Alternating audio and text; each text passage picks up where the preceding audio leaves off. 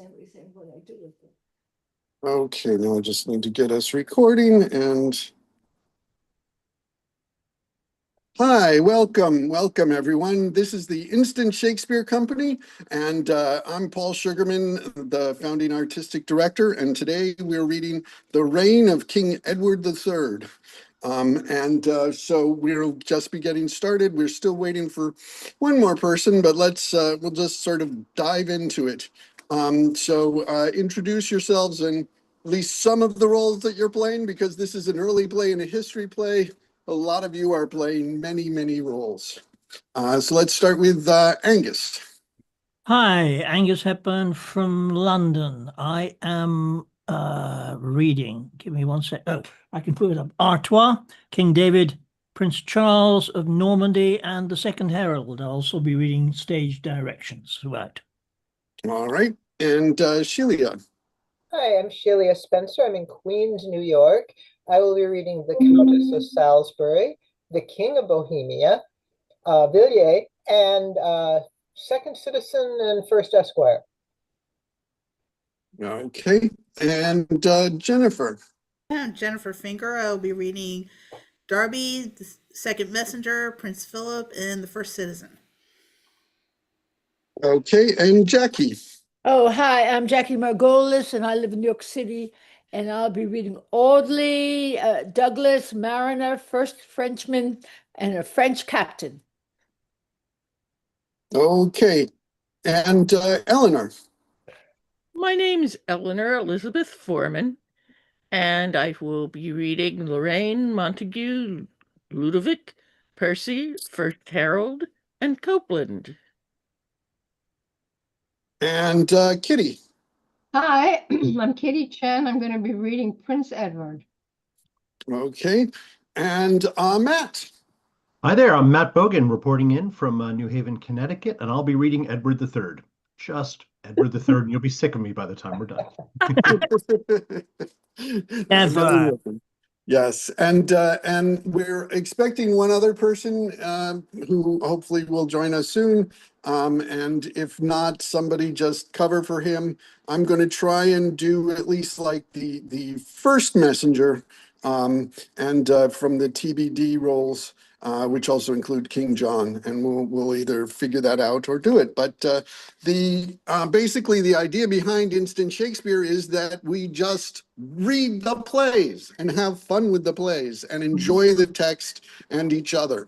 And so without further eloquence, let us begin. Just a reminder, when you're in the scene, have your video and camera on and turn it off when you're not. So here we go with Edward III. The Reign of King Edward III, as it hath been sundry times played about the city of London, printed by Cuthbert Burberry, 1596. Act 1, Scene 1. Enter King Edward, Derby, Prince Edward, Audley, and Artois. Robert of Artois, banished though thou be from France, thy native country, yet with us thou shalt retain as great a seigniory for we create thee Earl of Richmond here. And now go forwards with our pedigree. Who next succeeded Philip of O? 3 sons of his, which all successfully did sit upon their father's regal throne, yet died and left no issue of their loins. But was my mother sister unto those? She was, my lord, and only Isabel was all the daughters that this Philip had, whom afterward your father took to wife. And from the fragrant garden of her womb, your gracious self, the flower of Europe's hope, derived his inheritor to France, but not the rancour of rebellious minds. When thus the lineage of Bew was out, the French obscured your mother's privilege, and, though she were the next of blood, proclaimed John of the house of Valois now their king. The reason was, they say, the realm of France, replete with princes of great parentage, ought not admit a governor to rule, except he be descended of the male. And that's the special grounds of their contempt, wherewith they study to exclude your grace. But they shall find that forged ground of theirs to be but dusty heaps of brittle sand. Perhaps it would be thought a heinous thing that I, a Frenchman, should discover this, but heaven I call to record of my vows, It is not hate nor any private wrong, but love unto my country, and the right provokes my tongue thus lavish in report. You are the lineal watchman of our peace, and John of Valois indirectly climbs what then should subjects but embrace their king. Wherein may our duty more be seen than striving to rebate a tyrant's pride and place the true shepherd of our commonwealth. This counsel, Artois, like to fruitful showers, hath added growth unto my dignity, and by the fiery vigor of thy words hot courage is engendered in my breast, which heretofore was racked in ignorance, but now doth mount with golden wings of fame, and will approve fair Isabel's descent, able to yoke their stubborn necks with steel that spurn against my sovereignty in France. A messenger, Lord Audley, know from whence. Enter Oh. a messenger of Lorraine. The Duke of Lorraine, having crossed the seas, entreats he may have conference with your highness. Admit him, lord, so we may hear the news. Say, Duke of Lorraine, wherefore art thou come? The most renowned prince, King John of France, doth greet thee, Edward, and by me commands that for so much as by his liberal gift the Gaian dukedom is entailed to thee, thou do him lowly homage for the same. And for that purpose I here summon thee. Repair to France within these 40 days, that there, according as the custom is, thou mayst be sworn true liegeman to our king, or else thy title in that province dies, and he himself will repossess the place. See how occasion laughs me in the face. No sooner minded to prepare for France, but straight am I invited, nay, with threats upon a penalty enjoined to come. 'Twere but a childish part to say him nay. Lorraine, return this answer to thy lord. I mean to visit him as he requests. But how?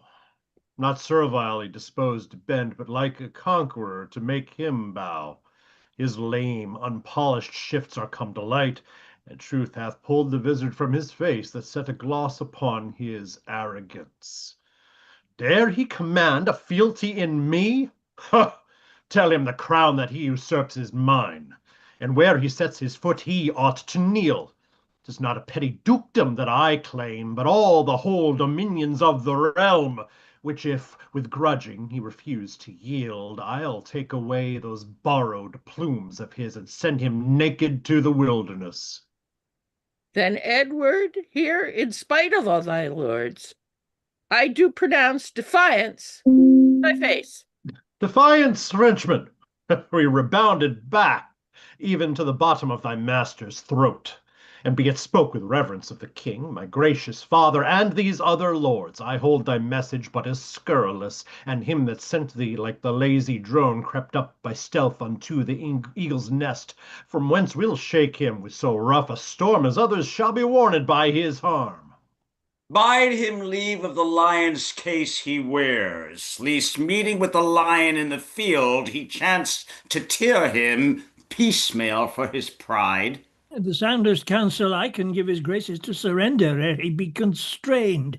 A voluntary mischief hath less scorn than which when reproach with violence is borne.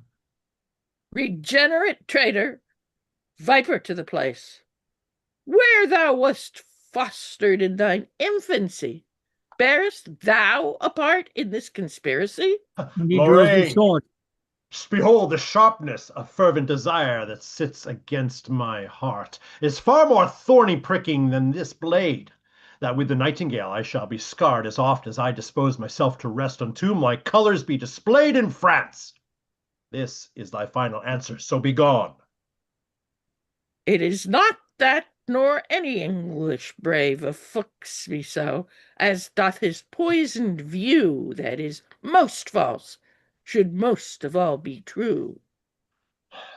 Now, Lord, our fleeting bark is under sail, our gage is thrown, and war is soon begun, but not so quickly brought unto an end. But wherefore comes Sir William Montague? How stands the league between the Scot and us?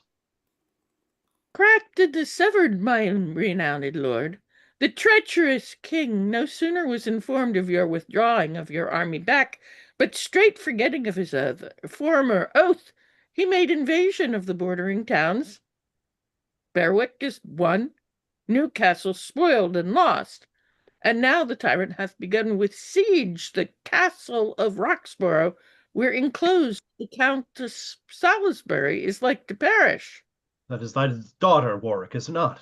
Whose husband hath in Brittany served so long about the planting of Lord Mountfort there. It is, my lord. Ignoble David, hast thou none to grieve but silly ladies with thy threatening arms? But I will make you shrink your snaily horns. First, therefore, Audley, this shall be thy charge. Go levy footmen for our wars in France. And Ned, take muster of our men at arms. In every shire elect a several band, let them be soldiers of a lusty spirit, such as dread nothing but dishonor's blot. Be wary, therefore, since we do commence a famous war, and with so mighty a nation. Darby, be thou ambassador for us unto our father-in-law, the Earl of Hanno. Make him acquainted with our enterprise, and likewise will him, with our own allies that are in Flanders, to solicit too the Emperor of Allemagne to our name. Myself, whilst you are jointly thus employed, will, with these forces that I have at hand, march and once more repulse the traitorous Scot. But, sirs, be resolute. We shall have wars on every side. And Ned, thou must begin now to forget thy study and thy books, and you're their shoulders to an armor's weight. As cheerful sounding to my youthful spleen, this tumult is of war's increasing broils, as at the coronation of a king, the joyful clamors of the people are, when Ave Caesar they pronounce aloud. Within this school of honor I shall learn either to sacrifice my foes to death, or in a rightful quarrel spend my breath. Then cheerfully forward each a several way. In great affairs 'tis not to use delay. And they exit. Act 1, Scene 2. Enter the Countess. Alas, how much in vain my poor eyes gaze for succor that my sovereign should send. Cousin Montague, I fear thou wants the lively spirit sharply to solicit with vehement suit the king in my behalf. Thou dost not tell him what a grief it is to be the scornful captive of a Scot, either to be wooed with broad, untuned oaths, or forced by rough, insulting barbarism. Thou dost not tell him, if he here prevail, how much they will deride us in the north, and in their vile, uncivil skipping gigs bray forth their conquest and our overthrow, even in the barren, bleak, and fruitless air. Enter King David, Douglas, and Lorraine. I must withdraw. The everlasting foe comes to the wall. I'll closely step aside and list their babble blunt and full of pride. My Lord of Lorraine, to our brother of France, commend us as the man in Christendom that we must reverence and entirely love. Touching your embassage, return and say that we with England will not enter parley, nor never make fair weather, nor take truce, but burn their neighbour towns, and so persist with eager rods beyond their city York. And never shall our bonny riders rest, nor rust in canker have the time to eat their light-bone snaffles, nor their nimble spur, nor lay aside their jacks of gimmeled mail, nor hang their staves of grained Scottish ash in peaceful wise upon their city walls, nor from their buttoned tawny leathern belts dismiss their biting whinyards till your king cry out enough, spare England now for pity. Farewell, and tell them that you leave us here before this castle. Say you came from us, even when we had that yielded to our hands. Take my leave, and fairly will return your acceptable greeting to my king. And Lorraine exits. Now, Douglas, to our former task again, for the division of this certain spoil. My liege, I crave the lady and no more. Soft ye, sir. First I must mak my choice, and first I do bespeak her for myself. Well then, my liege, let me enjoy her jewels. Those are her own, and still liable to her, and who inherits her hath those withal. Enter a Scot in haste. My liege, as we were pricked on the hills to fetch in booty marching hitherward, we might descry a host of men. The sun reflecting on the armour showed a field of plate, a wood of picks advanced. Bethink your highness speedily herein, as the easy march within 4 hours will bring the hindmost rank unto this place, my liege. Dislodge! Dislodge! It is the King of England! Jeremy, my man, saddle my bonny black. Meanst thou to fight? Douglas, we're too weak. I know it well, my liege, and therefore fly. Say, good my lord, which is he must have the lady, and which her jewels, my lords of Whoa, Scotland? you've skipped a line. My lords of Scotland, will ye stay and drink? She mocks at us, Douglas. I cannot endure it. Say, my good lord, which is he must have the lady, and which her jewels? I'm sure, my lords, ye will not hence till you have shared the spoils. She heard the messenger, and heard that talk, and now that comfort makes her scorn at us. Another messenger enters. Ah, my good lord, we are all surprised after the French ambassador, my liege. And tell him that you dare not ride to York. Excuse us for Bonnie Borse is lame. He heard that too, in tolerable grief. Woman, farewell, although I do not stay. And the Scots exit. 'Tis not for fear, and yet you run away. Oh, happy comfort, welcome to our house, the confident and boisterous boasting Scot that swore before my walls they would not back for all the armed power of this land, with faceless fear that ever turns his back, turned hence against the blasting northeast wind upon the bare report and name of arms. Enter Montague.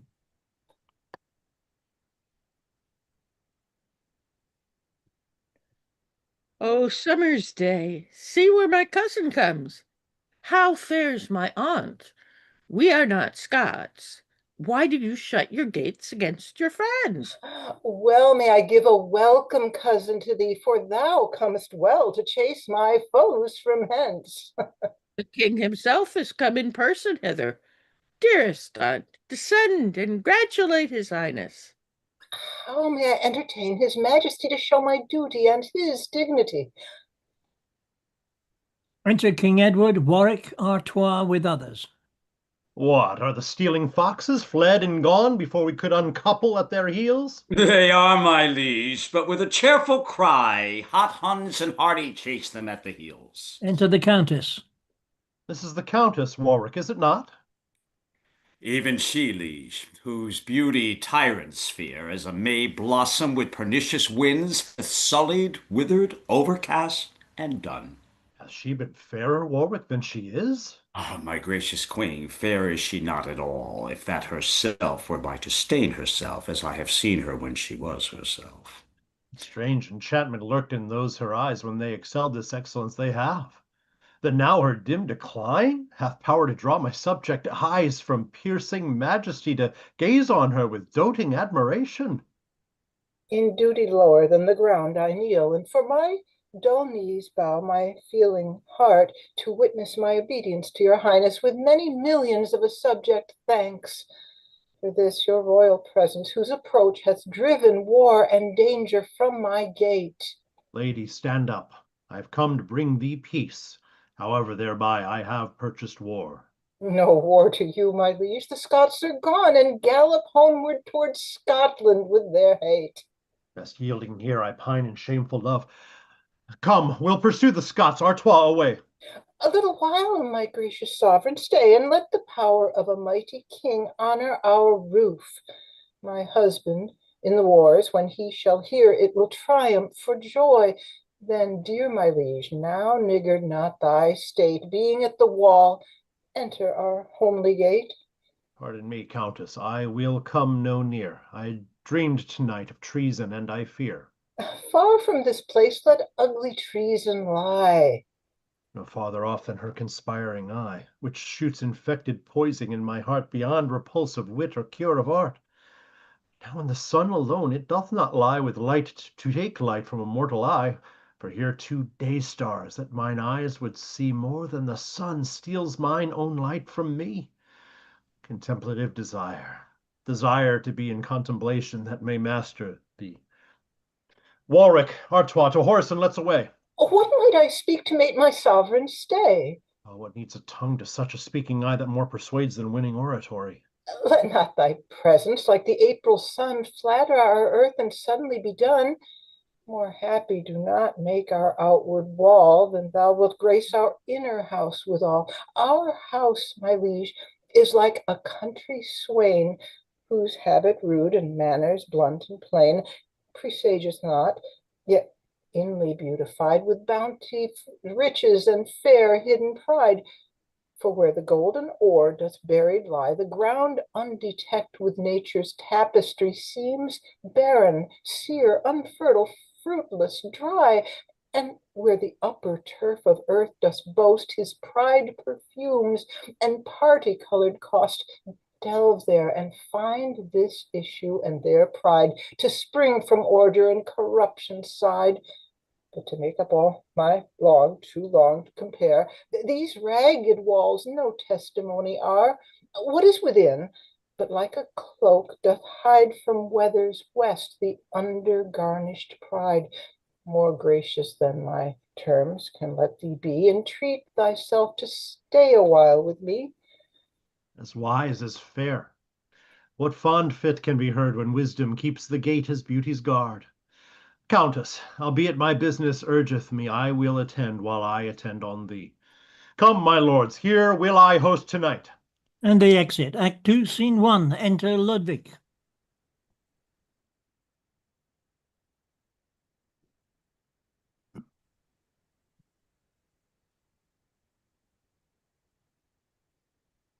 Elizabeth, you're muted.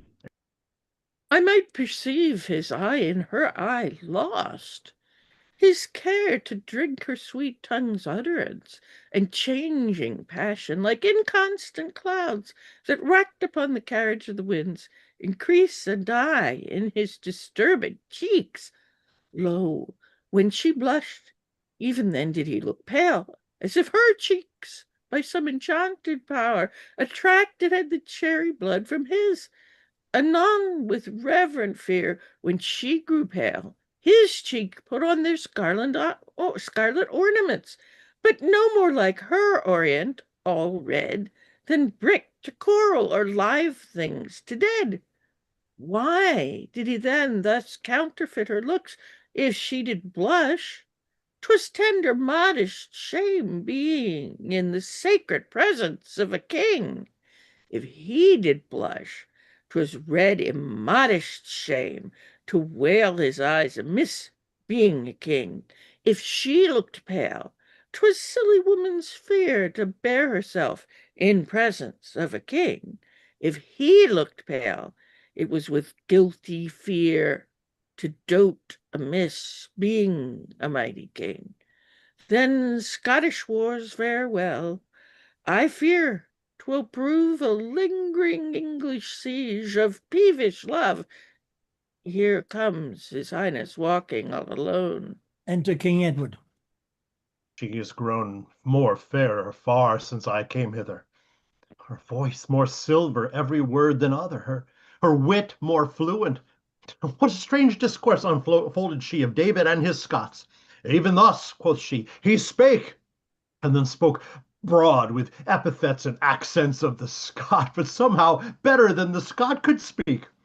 And thus quoth she, and answered them herself, for who could speak like her? But she herself breathes from the wall an angel's note from heaven of sweet defiance to her barbarous foes. When she would talk of peace, methinks her tongue commanded war to prison.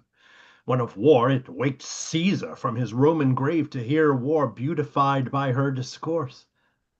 Wisdom is foolishness but in her tongue, beauty a slander but in her fair face. There is no summer but in her cheerful looks, nor frosty winter but in her disdain. I cannot blame the Scots that did besiege her, for she is all the treasure of our land. But call them cowards that they ran away, having so rich and fair a cause to stay. Art thou there, Lodwick? Give me ink and paper, I will, my liege. and bid the lords hold on their play at chess while we walk and meditate alone. I will, my sovereign. This fellow is well read in poetry, and hath a lusty and persuasive spirit.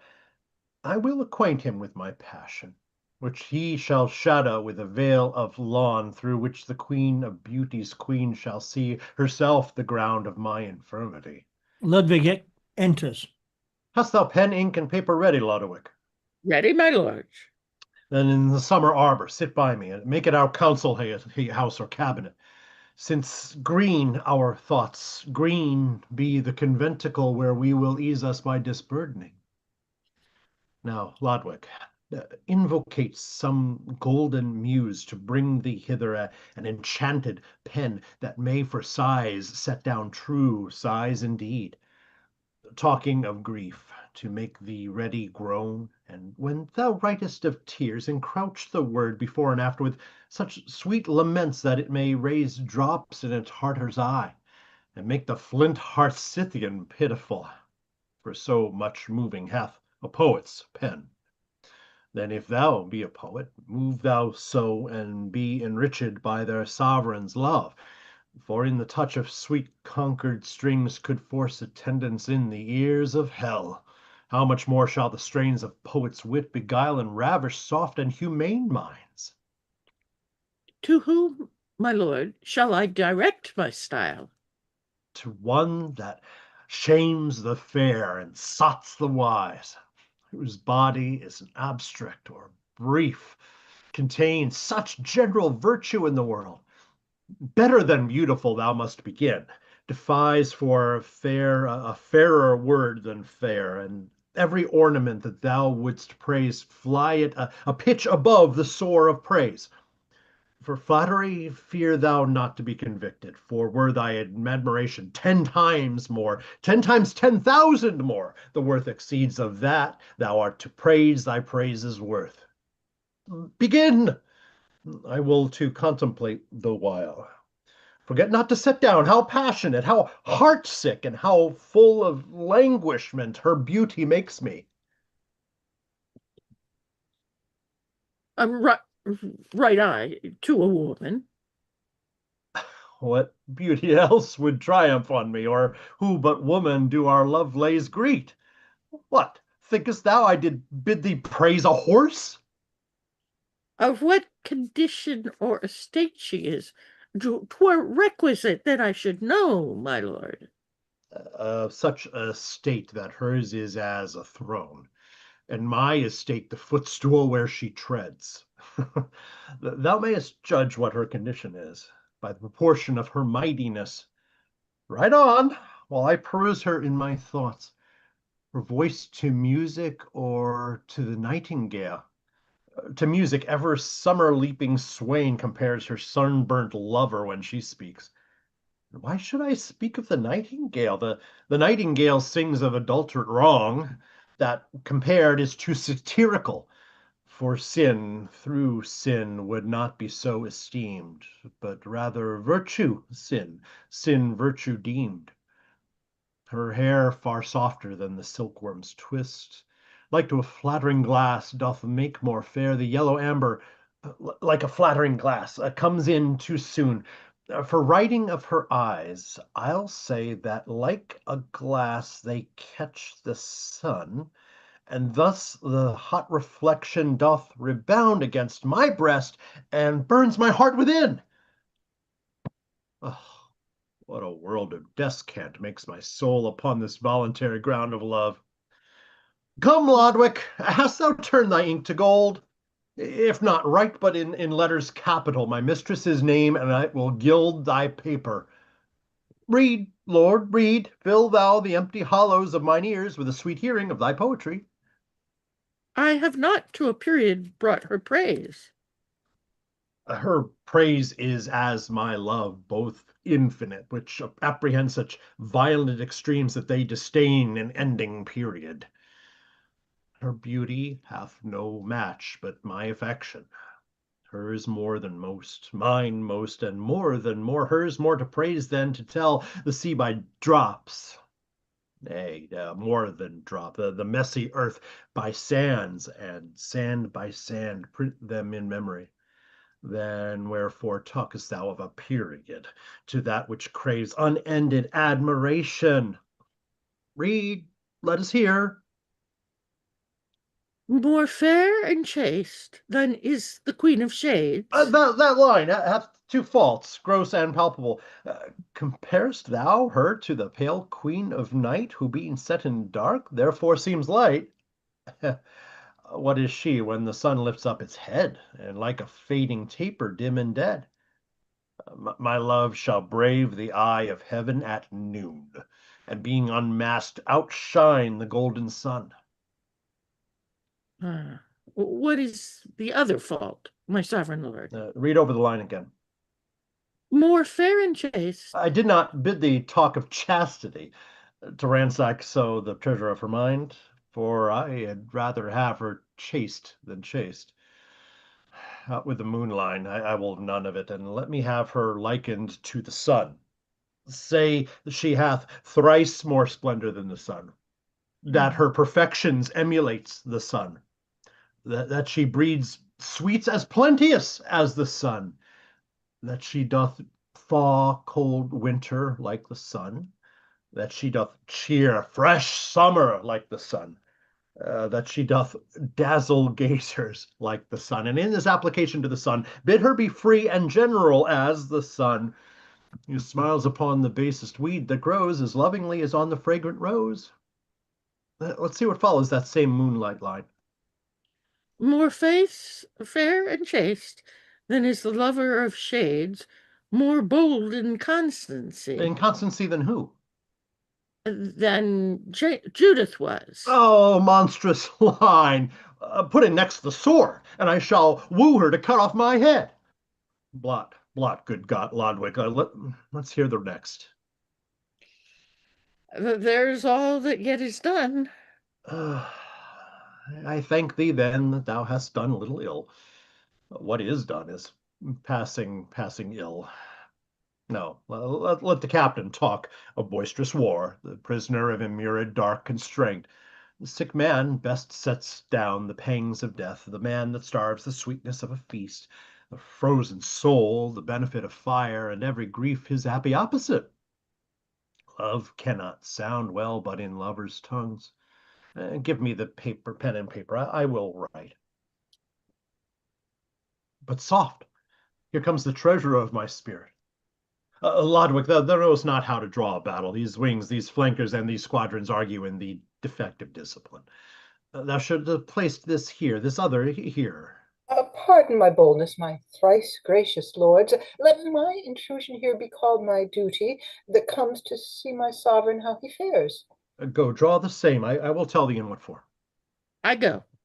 Sorry I am to see my liege so sad. What may thy subject do to drive from thee thy gloomy consort's solemn melancholy? Lady, I am blunt and cannot strew the flowers of solace in a ground of shame. Since I came hither, Countess, I am wronged. Oh, no, God forbid that any in my house should think my sovereign wrong, thrice gentle king. How near then shall I be to remedy? As near, my liege, as all my woman's power can pawn itself to buy thy remedy. If thou speakest true, then I have my redress. Engage thy power to redeem my joys, and I am joyful, Countess, else I die. I will, my liege. Swear, Countess, that thou wilt. By heaven, I will. And take thyself a little way aside, and tell thyself a king doth dote on thee. Say that within thy power doth lie to make him happy, and that thou hast sworn to give him all the joy within thy power. Do this, and tell me when I shall be happy. All this is done, my thrice dread sovereign. That power of love that I have power to give, thou hast with all devout obedience. Employ me how thou wilt, in prose thereof. Thou hearest me say that I do dote on thee. Even my beauty, take it if thou canst, though little I do prize it 10 times less. If on my virtue, take it if thou canst, for virtue's store by giving doth augment, be it on what it will that I can give, and thou canst take away, inherit it. It's thy beauty I would enjoy. Oh, were it painted, I would wipe it off and dispossess myself to give it thee. But, sovereign, it is soldered to my life. Take one and both for like an humble shadow. It haunts the sunshine of my summer's life. But thou mayst leave it me to sport withal. As easy may my intellectual soul be lent away, and yet my body live, as lend my body palace to my soul, away from her, and yet retain my soul. My body is her bower, her court, her abbey. And if she an angel, pure, divine, unspotted, if I should leave her house, my lord, to thee, I kill my poor soul, and my poor soul me. Didst thou not swear to give me what I would? I did, my liege, so what you would I could. I wish no more of thee than thou mayst give. Nor beg I do not, but I rather buy. That is thy love, and for that love of thine in rich exchange I tender to thee mine. But that your lips were sacred, my lord, you would profane the holy name of love. That love you offer me, you cannot give. For Caesar owes that tribute to his queen. That love you beg of me, I cannot give, for Sarah owes that duty to her lord. He that doth clip or counterfeit your stamp shall die, my lord. And will your sacred self commit high treason against the King of heaven to stamp his image in forbidden metal, forgetting your allegiance and your oath? In violating marriage sacred law, you break a greater honor than yourself. To be king is of a younger house than to be married. Your progenitor, sole reigning Adam on the universe, by God was honored for a married man, but not by him anointed for a king. It is a penalty to break your statutes, though not enacted with your highness' hand. How much more to infringe the holy act made by the mouth of God, sealed with his hand? I know my sovereign in my husband's love, who now doth loyal service in his wars, doth but to try the wife of Salisbury, whether she will hear a wanton's tale or no, lest being therein guilty by my stay, from that, not from my liege, I turn away. And she exits. Whether is her beauty by her words divine, or are her words sweet chaplains to her beauty? Like as the wind doth beautify a sail, and as a sail becomes the unseen wind, so do her words, her beauty words. Oh, that I were a honey-gathering bee, to bear the comb of virtue from this flower, and not a poison-sucking envious spider to turn the juice I take to deadly venom. Religion is austere, and beauty gentle, too strict a guardian for so fair a ward. Ah, that she were as is the air to me! Why, so she is, for when I would embrace her, this do I, and catch nothing but myself. I must enjoy her, for I cannot beat with reason and reproof fond love away. Enter Warwick. Here comes her father. I will work with him to bear my colors in this field of love. How is it that my sovereign is so sad? May I with pardon of your highness grief, and that my old endeavor will remove it, it shall not cumber long your majesty. A kind and voluntary gift thou profferest, that I was forward to have begged of thee. But, oh, thou world, thou great nurse of flattery, why dost thou tip men's tongues with golden words, and piece their deeds with weight of heavy lead, that fair performance cannot follow promise? Oh, that a man might heart hold the heart's close book, and choke the lavish tongue when it doth utter the breath of falsehood not charactered there. Far be it from the honor of my age that I should own bright gold and render lead. Age is a cynic, not a flatterer. I say again that if I knew your grief, and that by me it may be lessened, my proper harm should buy your highness good. These are the vulgar tendencies of false men that never pay their duties of their words. Thou wilt not stick to swear what thou hast said, but when thou knowest my grief's condition, this rash, disgorged vomit of thy word, thou wilt eat up again and leave me helpless. By heaven, I will not, though your majesty did by me run upon your sword and die. Say that my grief is no way medicinable, but by the loss and bruising of thine honor. If nothing but that loss may vantage you, I would accomplish that loss my vantage too. Thinkest that thou canst answer thy oath again? I cannot, nor I would not if I could. But if thou dost, what shall I say to thee? What may be said to any perjured villain that breaks the sacred word, warrant of an oath? What wilt thou say to one that breaks an oath? That he hath both broke his faith with God and man, and from them both stands excommunicate. What office were it to suggest a man to break a lawful and religious vow? An office for the devil, not for a man. That devil's office must thou do for me. Or break thy oath, or cancel all the bonds of love and duty twixt thyself and me. And therefore, Warwick, if thou art thyself the lord and master of thy word and oath, go to thy daughter, and on my behalf command her, woo her, win her any ways to be my mistress and my secret love. I will not stand to hear thee make reply. Thy oath break hers, or let thy sovereign die. And King Edward exits. Oh, doting king. A detestable office. Well, may I tempt myself to wrong myself when he has sworn me by the name of God to break a vow made by the name of God? What if I swear by this right hand of mine to cut this right hand off the better way? Were to cut this right hand of this better way, were to profane the idol, then confound it. But neither will I do. I'll keep mine oath. And to my daughter make a recantation of all the virtue I have preached to her.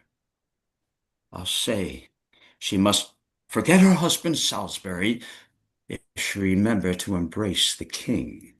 I'll say an oath may easily be broken, but not so easily pardoned being broken.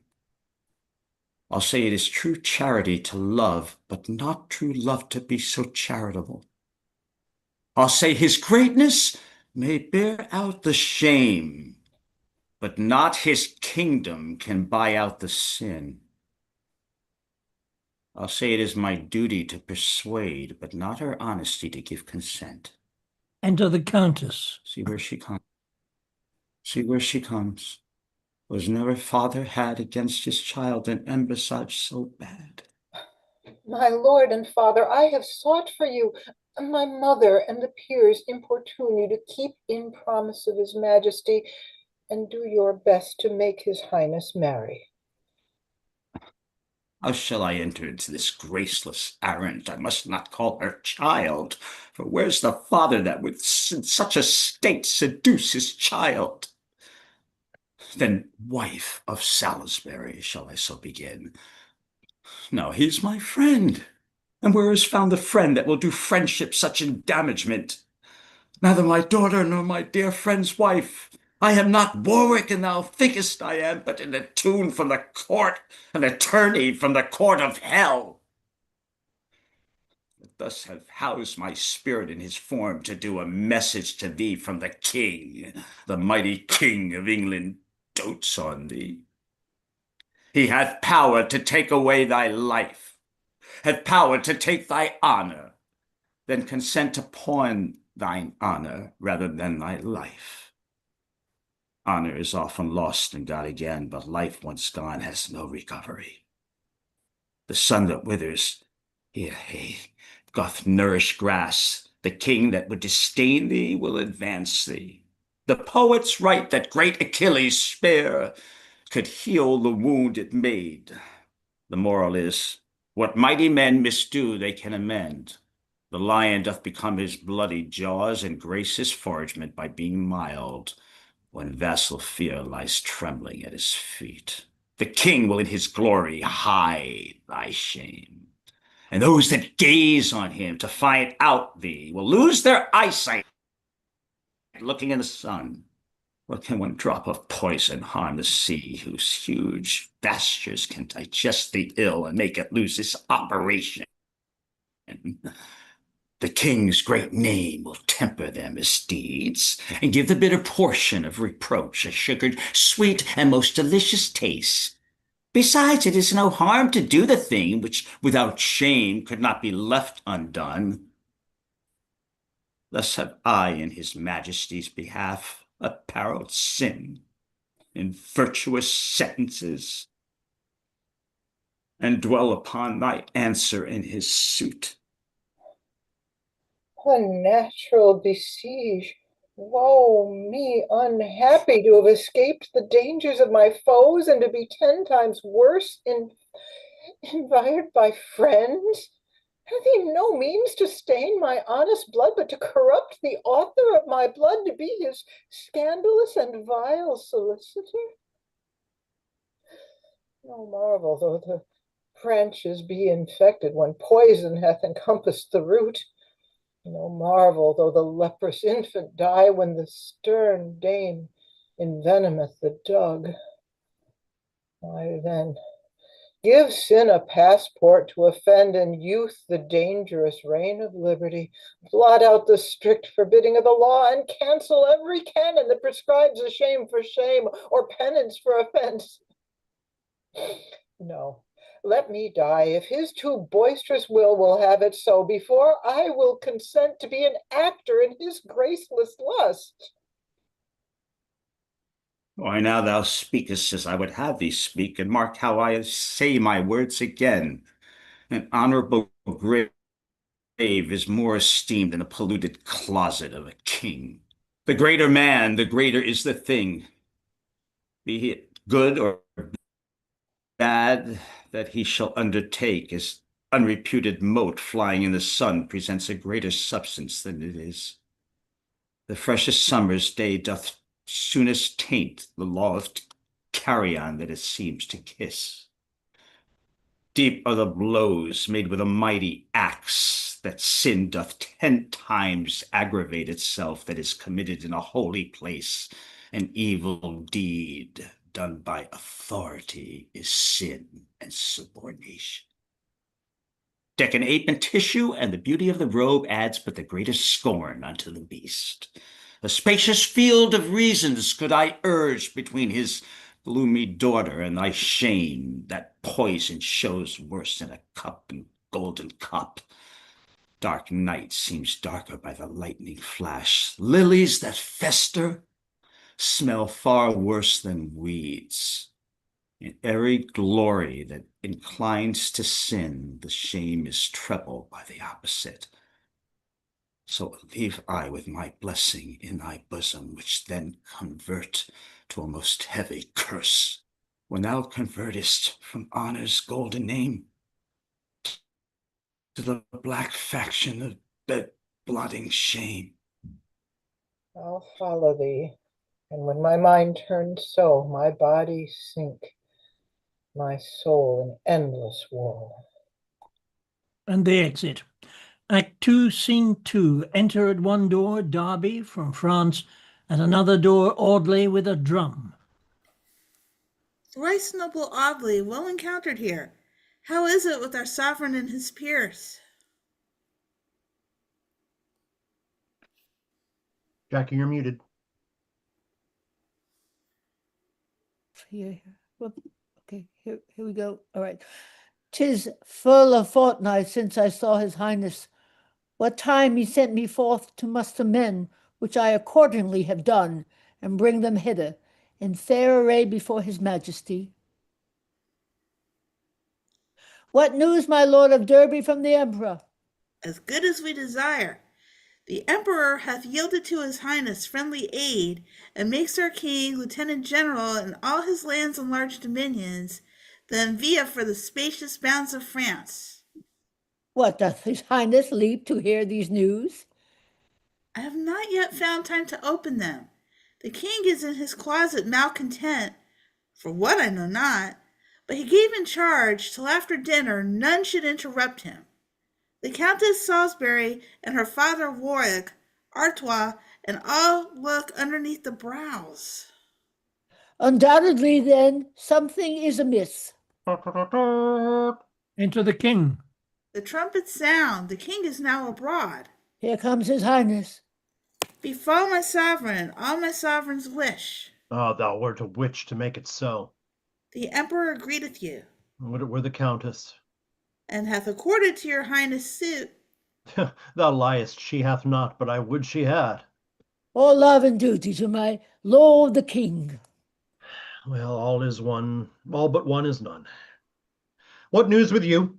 I have, my liege, levied those horse and foot, according as your charge, and brought them hither. Then let those foot trudge hence upon those horse, according to our discharge, and be gone. Darby, I'll look upon the countess's mind anon. The countess is mine, my liege? I mean the emperor. Leave me alone. What is his mind? Well, let's leave him to his humor. And Darby exits. Thus from the heart's abundance speaks the tongue. Countess for emperor. And indeed, why not? She is as imperator over me, and I to her as a kneeling vassal that observes the pleasure or displeasure of her eye. Ludwig enters. What says the more than Cleopatra's match to Caesar now? That yet, my liege, my ere night, she will resolve, your No. majesty. What drum is this that thunders forth this march to start the tender Cupid in my bosom? Poor sheepskin, how it brawls with him that beateth it. Go, break the thundering parchment bottom out, and I will teach it to conduct sweet lines unto the bosom of a heavenly nymph. For I will use it as my writing paper, and so reduce him from a scolding drum to be the herald and dear counsel bearer betwixt a goddess and a mighty king. Go, bid the drummer learn to touch the lute, or hang him in the braces of his drum. For now we think it uncivil thing for to trouble heaven with such harsh resounds. Away! Ludwig exits. The quarrel that I have requires no arms but those of mine, and these shall meet my foe in a deep march of penetrable groans. My eyes shall be my arrows, and my sighs shall serve me as the vantage of the wind to whirl away my sweetest artillery. Oh, but alas, she wins the son of me, for that is she herself, and thence it comes that poets term the wanton warrior blind. But love hath eyes as judgment to his steps, till too much loved glory dazzles them. How now? Ludwig re-enters. My liege, the drum that struck the lusty march stands with Prince Edward, your thrice valiant son. Prince Edward enters. I see the boy. Oh, how his mother's face modeled in his corrects my strayed desire, and rates my heart and chides my thievish eye, who being rich enough in seeing her, yet seeks elsewhere. And basest theft is that which cannot cloak itself on poverty.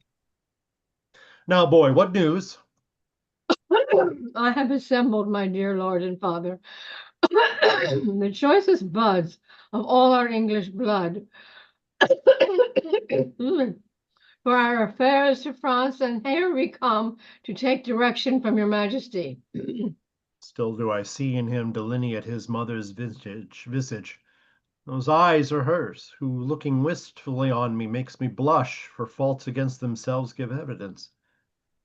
Lust is a fire, and men, like lanthorns, show light lust within themselves, even through themselves.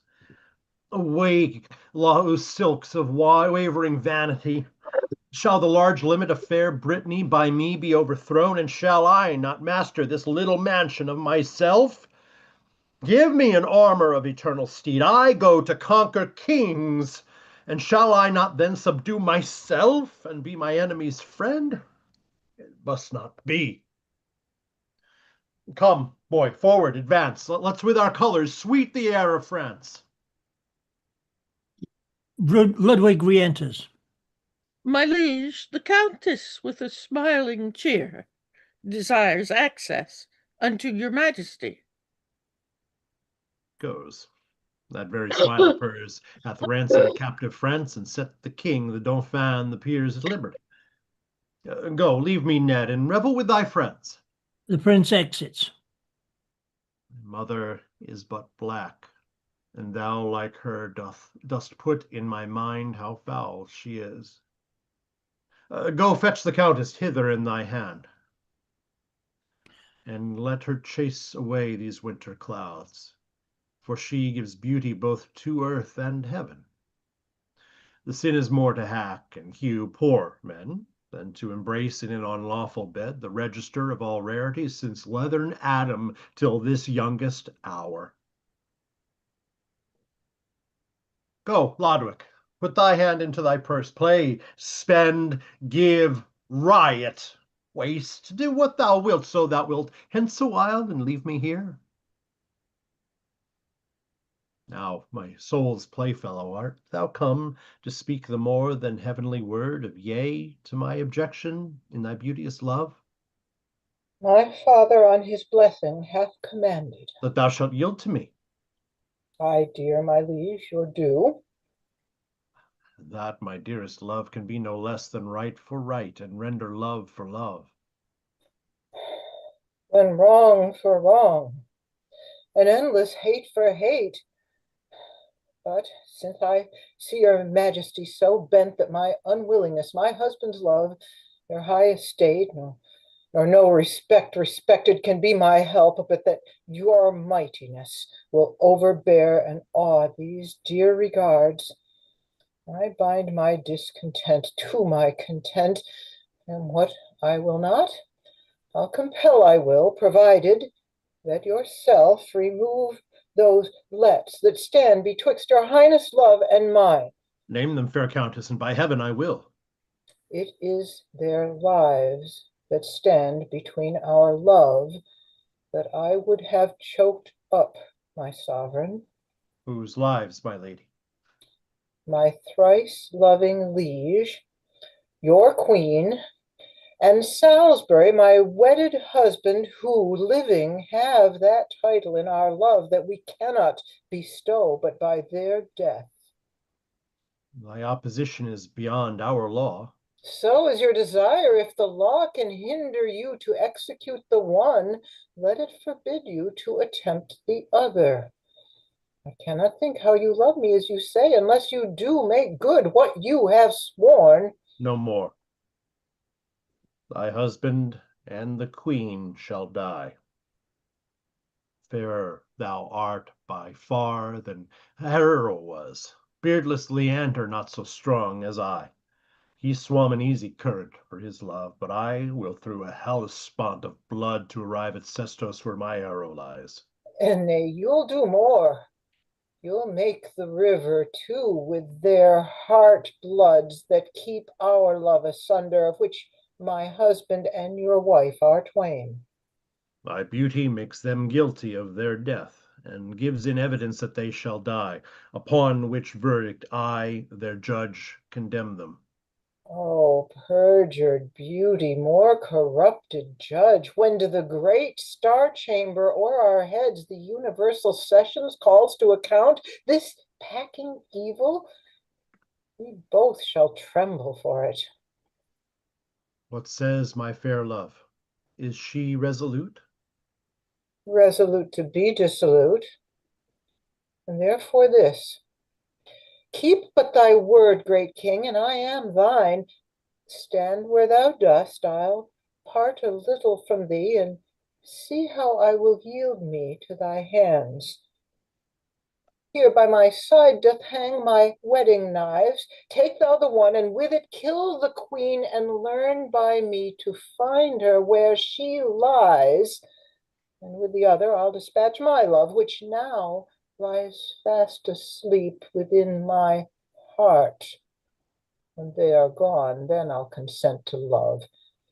Stir not, lascivious king, to hinder me. My resolution is more nimble far than thy prevention can be in my rescue. And if thou stir, I strike.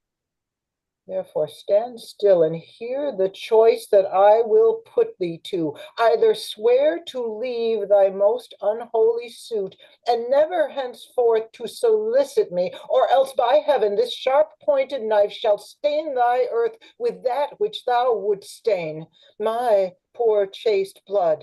Swear, Edward, swear, or I will strike and die before thee here. Even by that power I swear, and gives me now the power to be ashamed of myself. I never mean to part my lips again in any words that tends to such a suit. Arise, true English lady, whom our isle may better boast of than ever Roman might of her whose ransacked treasury hath tasked the vain endeavor of so many pens. Arise, and be my fault thy honor's fame, which after ages shall enrich thee with. I am awakened from this idle dream. Warwick, my son, Darby, Artois, and Audley, brave warriors all, where are you all this while? And they enter Warwick, Edward's son, Darby, Artois, and Audley. Warwick, I make thee warden in the north. Thou, Prince of Wales, and Audley, straight to sea. Scour to New Haven, some there stay from me. Myself, Artois, and Darby will through Flanders to greet our friends there and to crave their aid. This night will scarce suffice me to discover my folly's siege against a faithful lover, for ere the sun shall gild the eastern sky, we'll wake him with our martial harmony. And they exit. Act 3, Scene 1. Do we have someone who's capable of doing King John in this?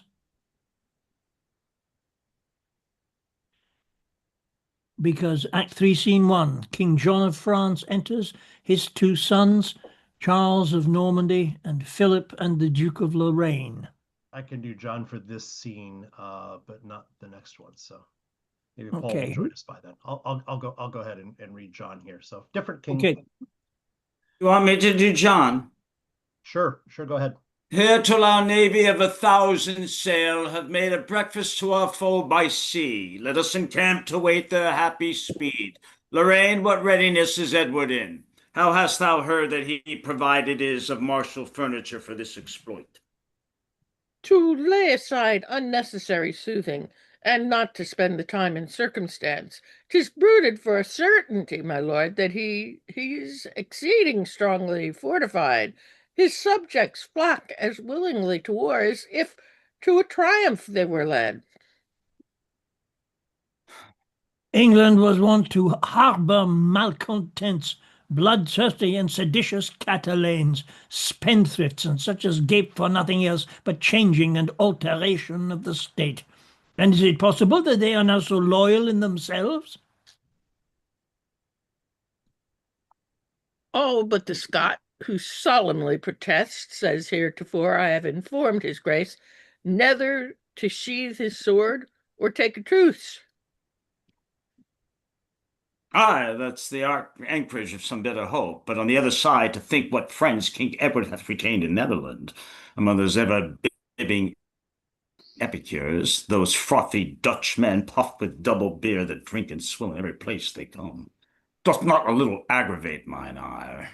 Besides, we hear the emperor conjoins and stalls him in his own authority, but all the mightier than their number is, the greater glory reaps the victory. Some friends have we beside drumstick power, the stern Polonian and the warlike Dane. The king of Bohemia and of Sicily are all become confederate with us, and as I think are marching hither apace. I hear the music of their drums, by which I guess their approach is near. Enter the King of Bohemia with Danes, and the Polonian captain with other soldiers another way. King John of France, as league and neighborhood requires, when friends are any way distressed, I come to aid thee with my country's force. And from great Moscow. And from great Oh, are you that Moscow, I thought I was Polonian captain. Fearful to the Turk and lofty Poland, nurse of hardy men, I bring thee servitudes to fight for thee, who willingly will venture in thy cause. Welcome, Bohemian king, and welcome all. This your great kindness I will not forget, besides your plentiful rewards of crowns that from our treasury we shall receive. There comes a hay-brand nation decked in pride, the spoil of whom will be a treble gain. And my hope is full of, my joy complete. At sea we are at puissant as the force of Agamemnon in the heaven of Troy. By land with Xerxes we compare our strength, whose soldiers drink up rivers in their thirst, then bayed like blind, overwearing Ned to reach at our empoiled diadem is either to be swallowed of the waves or hacked to pieces when thou comest ashore. A mariner enters.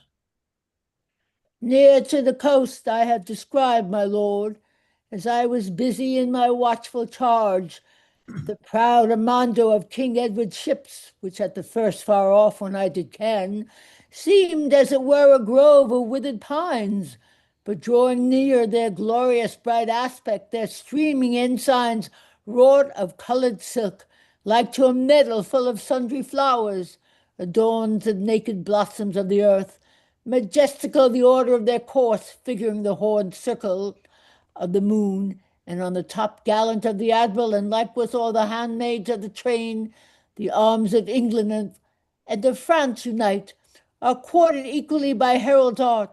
Thus tightly carried with a merry gale, they plough the ocean hitherward amain. Dare he already crop the flower de luce? I hope the horny being gathered thence, he with the spider afterward approached, shall suck forth deadly venom from the leaves. But where's our navy? How are they prepared to wing themselves against this flight of ravens? They have acknowledged, wrote them by the scouts, did break from anchor straight, and puff with rage, no otherwise than with their sails with wind made forth, as when the empty eagle flies to satisfy his hungry gripping maw. These for thy news. Return unto thy bark, and if thou scape the bloody stroke of war, and do survive the conflict, come again, and let us hear the manner of the fight. And the mariner exits.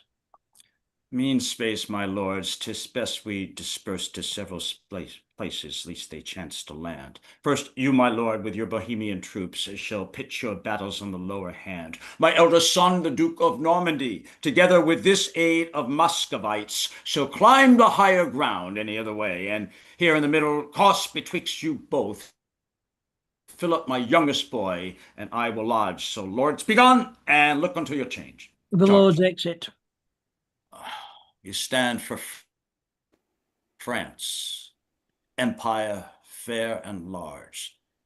Now tell me, Philip, what is their concept touching the challenge that the English make? Say, my lord, claim Edward what he can, and bring he near so plain a pedigree, 'tis you are in possession of the crown, and that's the shortest point of all the law. But were it not, yet ere he should prevail, I'll make a conduit of my dearest blood, or chase those straggling upstarts home again. Well said, Philip. Call for bread and wine. Battle heard far off. That we may cheer our stomachs with repasts to look our foes most sternly in their face. Now has begun the heavy day at sea. Fight, Frenchmen, fight! Be like the field of bears when they defend their younglings in their caves. Stir, angry nemesis, the happy helm, that with the sulphur battles of your rage, the English fleet may be dispersed and sunk. Oh, father, how this echoing cannon shot! Like sweet harmony digests my cates. Now, boy, thou hearest what thunder terror 'tis to buckle for a kingdom's sovereignty. The earth with a goldy temper when it shakes, or when the exulsions of the air breaks in extremity of lightning flash, affrights not more than kings when he disposed to show the rancor of their high swollen hearts. Retreat is sounded, one side hath the worst. Or if it be the French, sweet fortune turn, and by turning change the forward wind. The advantage of a severing sky, our men may vanquish and thither fly. My heart misgives. Say, mirror of pale death, to whom belongs the honor of this day? Relate, I pray thee, if thy breath will serve that sad discourse of this discomfiture. I will, my lord. My gracious sovereign, France has taken the foil, and boasting Edward triumphs with success. These iron-hearted navies, when last I was reported to your grace, both full of anger, spleen, of hope and fear, hasting to meet each other in the face, at last conjoined, and by their admiral, our admiral, encountered many shot. By this the other then beheld these twain, gave earnest penning of a further wrack, like fiery dragons took their haughty flight, and likewise meeting from their smoky wombs sent many grim ambassadors of death. Then began the day to turn to gloomy night, and darkness did as well enclose the quick as those that were but newly rift of life. No leisure served for friends to bid farewell, and if it had, the hideous noise was such as each to other seemed deaf and dumb. Purple the sea whose channel filled us fast with streaming gore that from the maimid fell, as did her gush and moisture break in two. The cranny cleftures of the through-shot planks, there flew a head, dissevered from the trunk. Their mangled arms and legs were tossed aloft, as when a whirlwind takes the summer dust and scatters it in the middle of the air. Then might you see the reeling vessel split, and tottering sink into the ruthless flood, until their lofty tops were seen no more.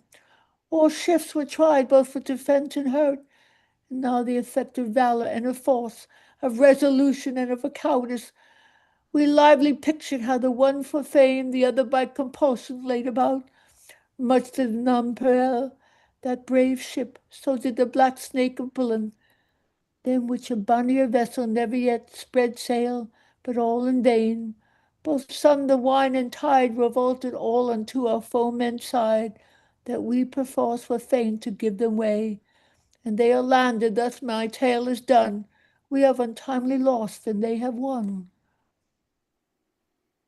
Then rests there nothing but with present speed to join our several forces all in one, and bid them battle ere they range to fare. Come, gentle Philip, let us hence depart. This soldier's words have pierced thy father's heart.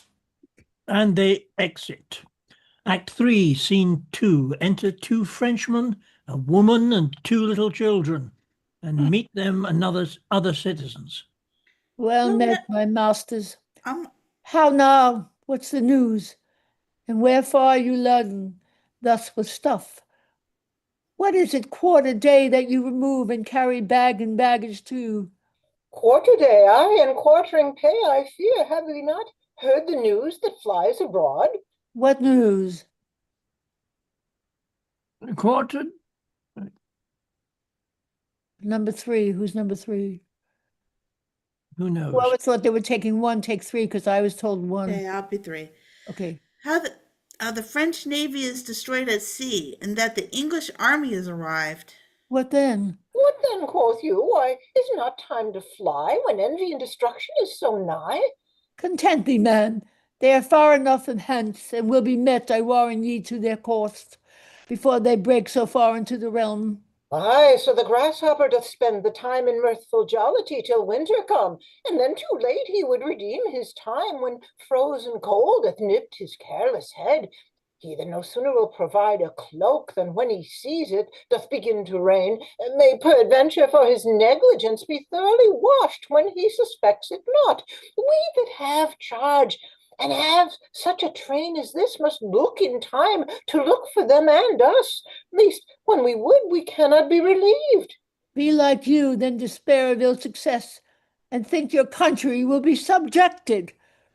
We cannot tell. 'Tis good to fear the worst. Yet rather fight than like unnatural sons forsake your loving parents in distress. Tush, they that have already taken arms are many fearful millions in respect of that small handful of our enemies. But 'tis a rightful quarrel must prevail. Edward is son unto our late king's sister, where John Valois is 3 degrees removed.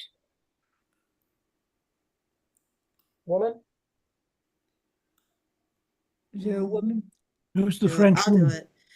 Besides, there goes a prophecy abroad, published by one that was a friar once, whose oracles have many times proved true, when as a lion roused in the west shall carry hence the fleur-de-lis of France. These I can tell ye, and such like surmises strike many Frenchmen cold unto the heart. Fly, Enter French. another Frenchman. Fly, countrymen and citizens of France. Sweet flowering peace, the root of happy life, is quite abandoned and expulsed the land, instead of whom racked constraining war sits like to ravens upon our houses' tops. Slaughter and mischief walk upon within your streets, and unrestrained make havoc as they pass. The form whereof even now myself beheld upon this fair mountain whence I came, for so far as I directed mine eyes, I might perceive 5 cities, all on fire, cornfields and vineyards burning like an oven. And as the leaking vapour in the wind, I turned but aside, I likewise might discern the poor inhabitants escape the flame, fall numberless upon the soldiers' pikes. 3 ways these dreadful ministers of wrath do tread the measures of their tragic march. Upon the right hand comes the conquering king, upon the left his hot unbridled son, and in the midst our nation's glittering host, all which through distant yet conspire in one to leave a desolation where they come. Fly, therefore, citizens, if you be wise. Seek out some habitation further off. Here, if you stay, your wives will be abused, your treasures shared before your weeping eyes. Shelter yourselves, for now the storm doth rise. Away, away! Oh, methinks I hear their drums. Ah, wretched France, I greatly fear thy fall. Thy glory shaketh like a tottering wall. Act 3, Scene 3. Enter King Edward and the Earl of Derby with soldiers and Gobin de Gris. Where's the Frenchman by whose cunning guide we found the shallow of this river Somme, and had direction how to pass the sea? Here, my good lord. How art thou called? Tell me thy name. Gobin de Gris, if please your excellence. Then, Gobin, for thy service thou hast done, we here enlarge and give thee liberty. And for recompense beside this good, thou shalt receive 500 marks in gold. I know not how we should have met our son, when now in heart I wish I might behold. Enter Artois. Good news, my lord. The prince is hard at hand, and with him comes Lord Audley and the rest, whom since our landing we could never meet. Enter Prince Edward, Lord Audley, and soldiers. Welcome, fair prince. How hast thou sped, my son, since thy arrival on the coast of France? Successfully, I thank the good gracious heavens. Some of their strongest cities we have won, as Hargelin, Lee, Crotag, and Carentin, and others wasted, leaving at our heels a wide apparent field and beaten paths for solitarians to progress in. Yet those that would submit we kindly pardoned, for who in scorn refused our proffered peace, endured the penalty of sharp revenge. Ah, France, why shouldst thou be this obstinate against the kind embracement of thy friends? How gently had we thought to touch thy breast and set our foot upon thy tender mould, but that in froward and disdainful pride, thou, like a skittish and untamed colt, doth start aside and strike us with thy heels.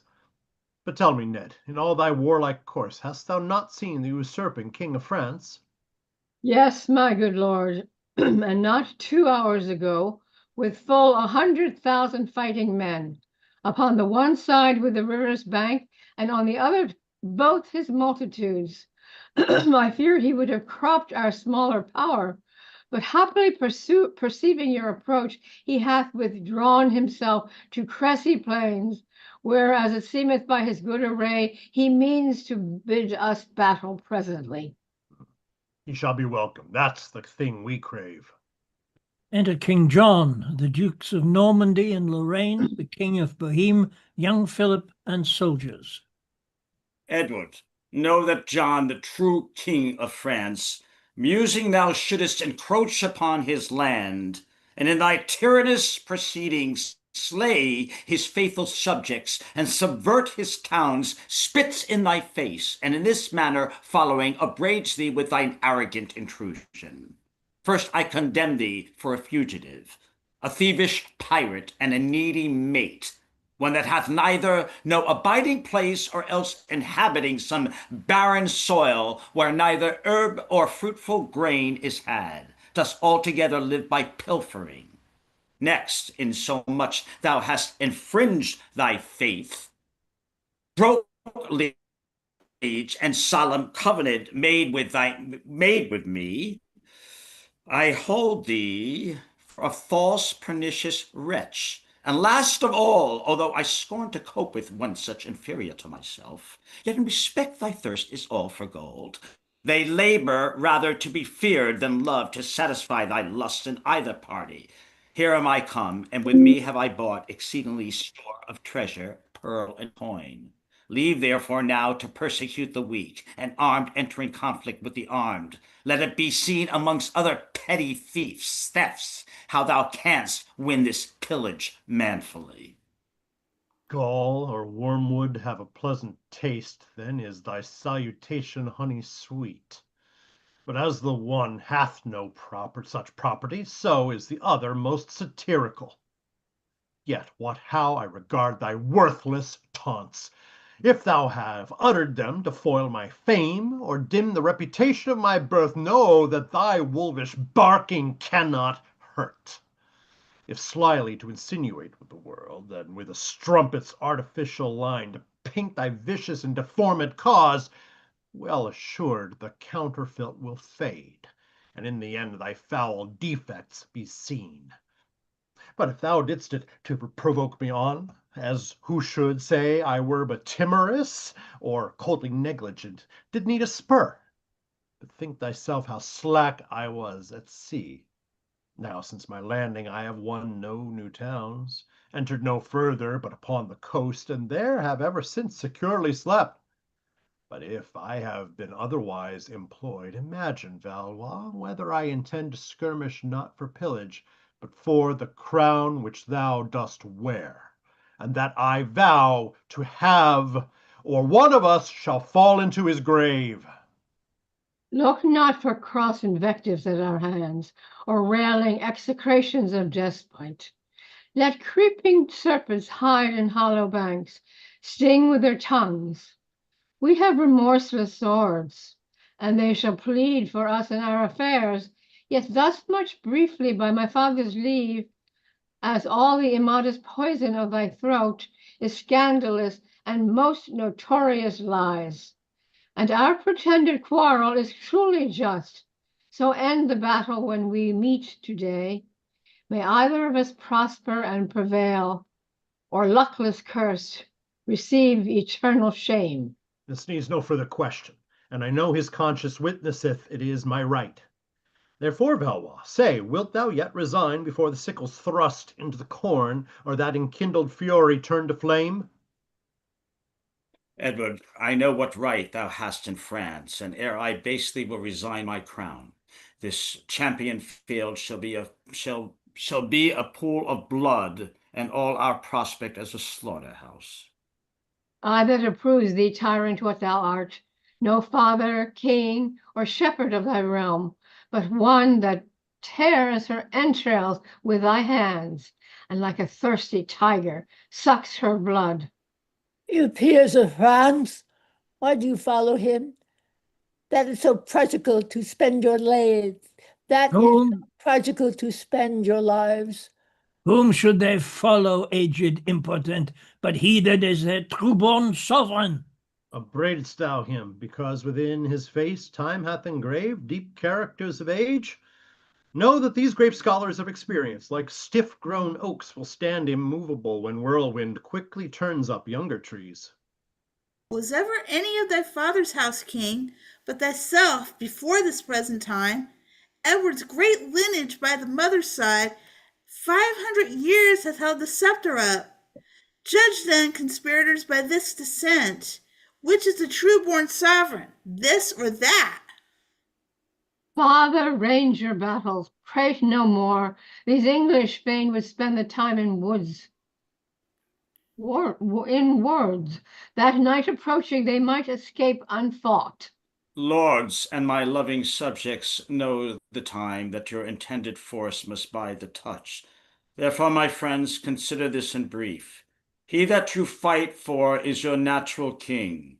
He against whom you fight, a foreigner. He that you fight for rules in clemency, and reigns you with a mild and gentle bite. He against whom you fight, if he prevail, will straight enthrone himself in tyranny, make slaves of you, and with a heavy hand curtail and curb your sweetest liberty, that to protect your country and your king, let but the haughty courage of your hearts answer the number of your able hands, and we shall quickly chase these fugitives. For what's this Edward but a belly god, a tender and lascivious wantoness, that the other day was almost dead for love. And what I praise you is goodly guards, such as but scant them of their chines of beef, and take away their downy feather beds, and presently they are as resty stiff as 'twere as many overridden jades. Then Frenchmen scorn that such should be your lords, and rather bind ye them in captive hands. Leroy, God God save save King John of King John France. of John of France. France. Now on this plain of Cressy spread yourselves, and Edward, when thou darest, begin thy fight. And the French exit. We presently will meet thee, John of France. And English lords, let us resolve the day, either to clear us of that scandalous crime or be entombed in our innocence. And Ned, because this battle is the first that ever thou yet foughtest on pitched field, as ancient custom is of martialists to dub thee with the type of chivalry, in solemn manner we will give thee arms. Come, therefore, heralds, orderly, bring forth a strong attirement for my prince the sun. Edward Plantagenet, in the name of God, as with this armor I impall thy breast, so be thy noble unrelenting heart walled in with flint of matchless fortitude, that never base affections enter there. Fight and be valiant, conquer where thou comest. Now follow, lords, and do him honor too. Edward Plantagenet, Prince of Wales, as I do set this helmet on thy head, wherewith the chamber of this brain is fenced, so may thy temples with Bellona's hand be still adorned with laurel victory. Fight and be valiant, conquer where thou comest. Edward Plantagenet, Prince of Wales, receive this lance into thy manly hand. Use it in fashion of a brazen pen to draw forth blood, stratagems in France, and print thy valiant deeds in honor's book. Fight and be valiant, vanquish where thou comest. Artois.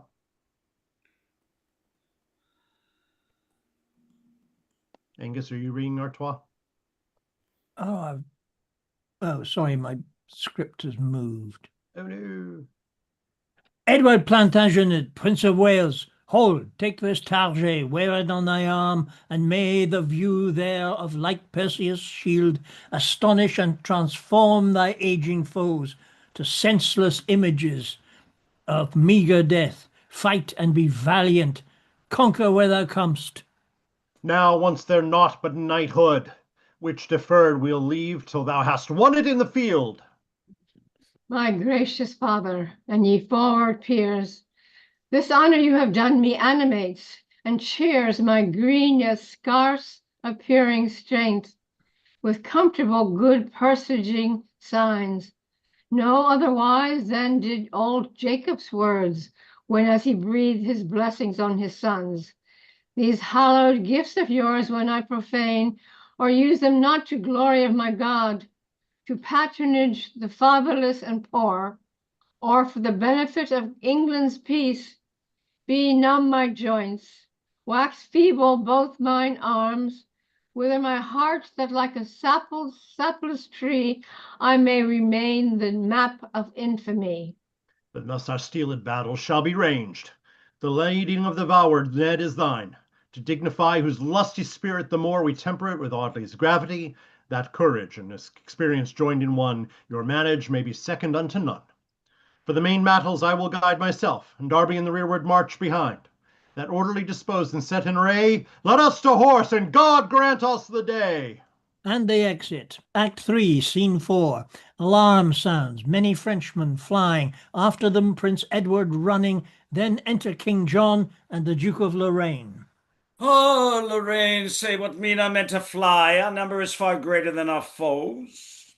The garrison of Genoa's, my lord, that came from Paris, weary with their march, grudging to be suddenly employed, no sooner to the forefront took their place, but straight retiring, so dismayed the rest as likewise they betook themselves to flight, in which for haste to make a safe escape, more in the clustering throng are pressed to death than by the enemy 1,000-fold.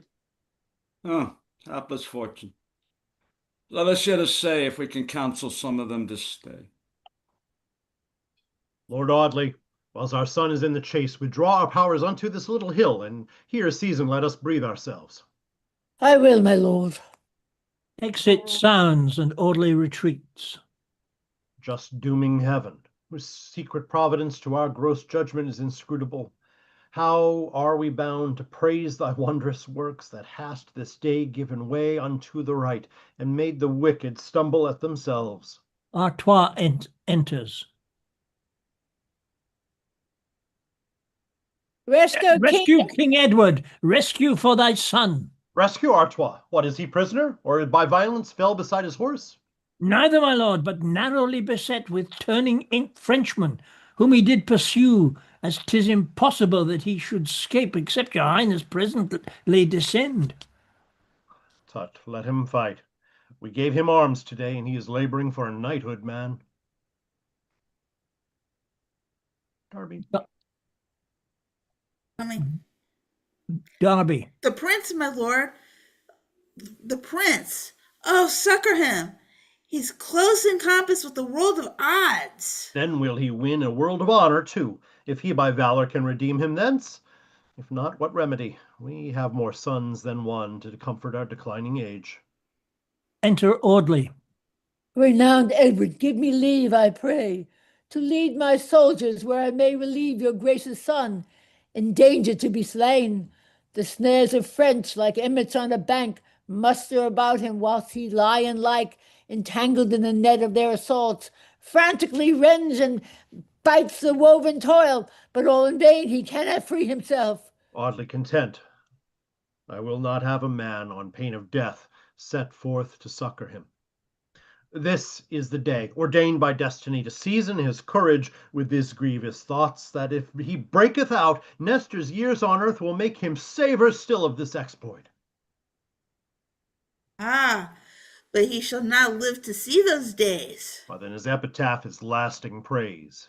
Yet, good my lord, 'tis too much willingness to let his blood be spilt that may be saved. Exclaim no more, for none of you can tell whether a borrowed aid will serve or no. Perhaps he is already slain or taken, and dare a falcon when she's in her flight, and ever after she'll be haggard-like. Let Edward be delivered by our hands, and still in danger he'll expect the like.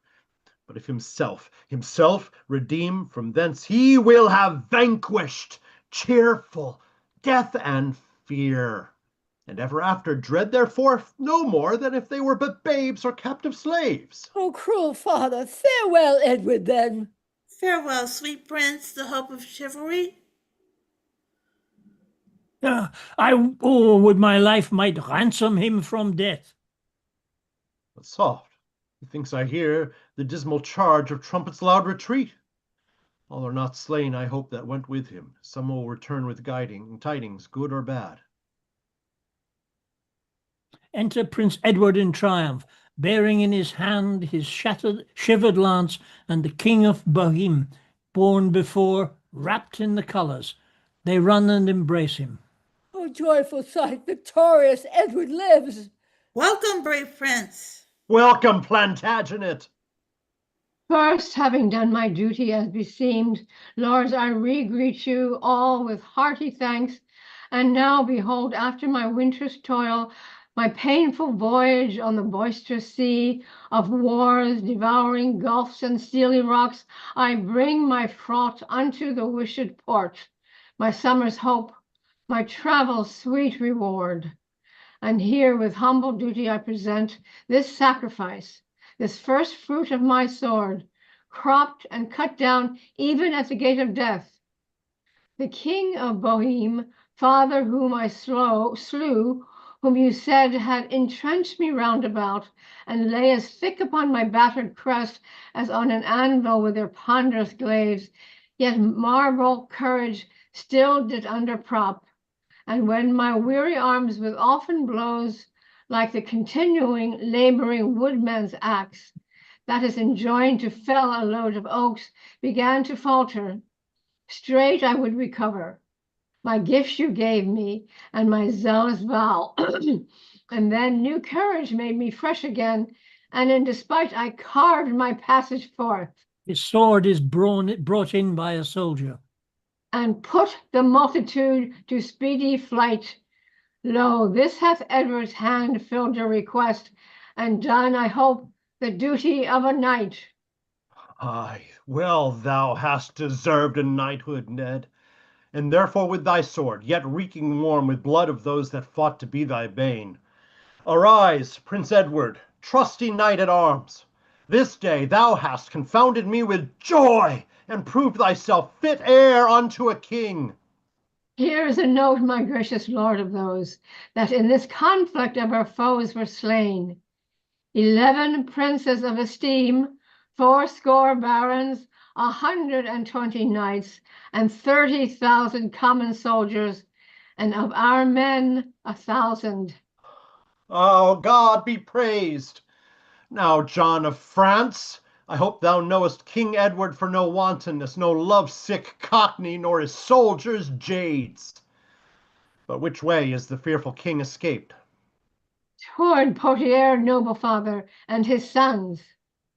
Ned, thou and Audley shall pursue them still. Myself and Darby will to Calais straight, and there begirt that haven town with siege. Now lies it on an upshot, therefore strike, and wistfully follow whiles the game's on foot. What picture is this? A pelican, my lord, wounding her bosom with her crooked beak, that so her nest of young ones might be fed with drops of blood that issue from her heart. The motto, sic et voice, and so should you. And the exit. Act 4, Scene 1. Enter Lord Mountford with a coronet in his hand, and with him the Earl of Salisbury.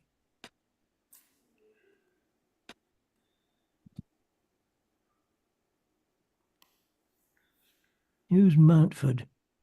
We don't have a Mountford.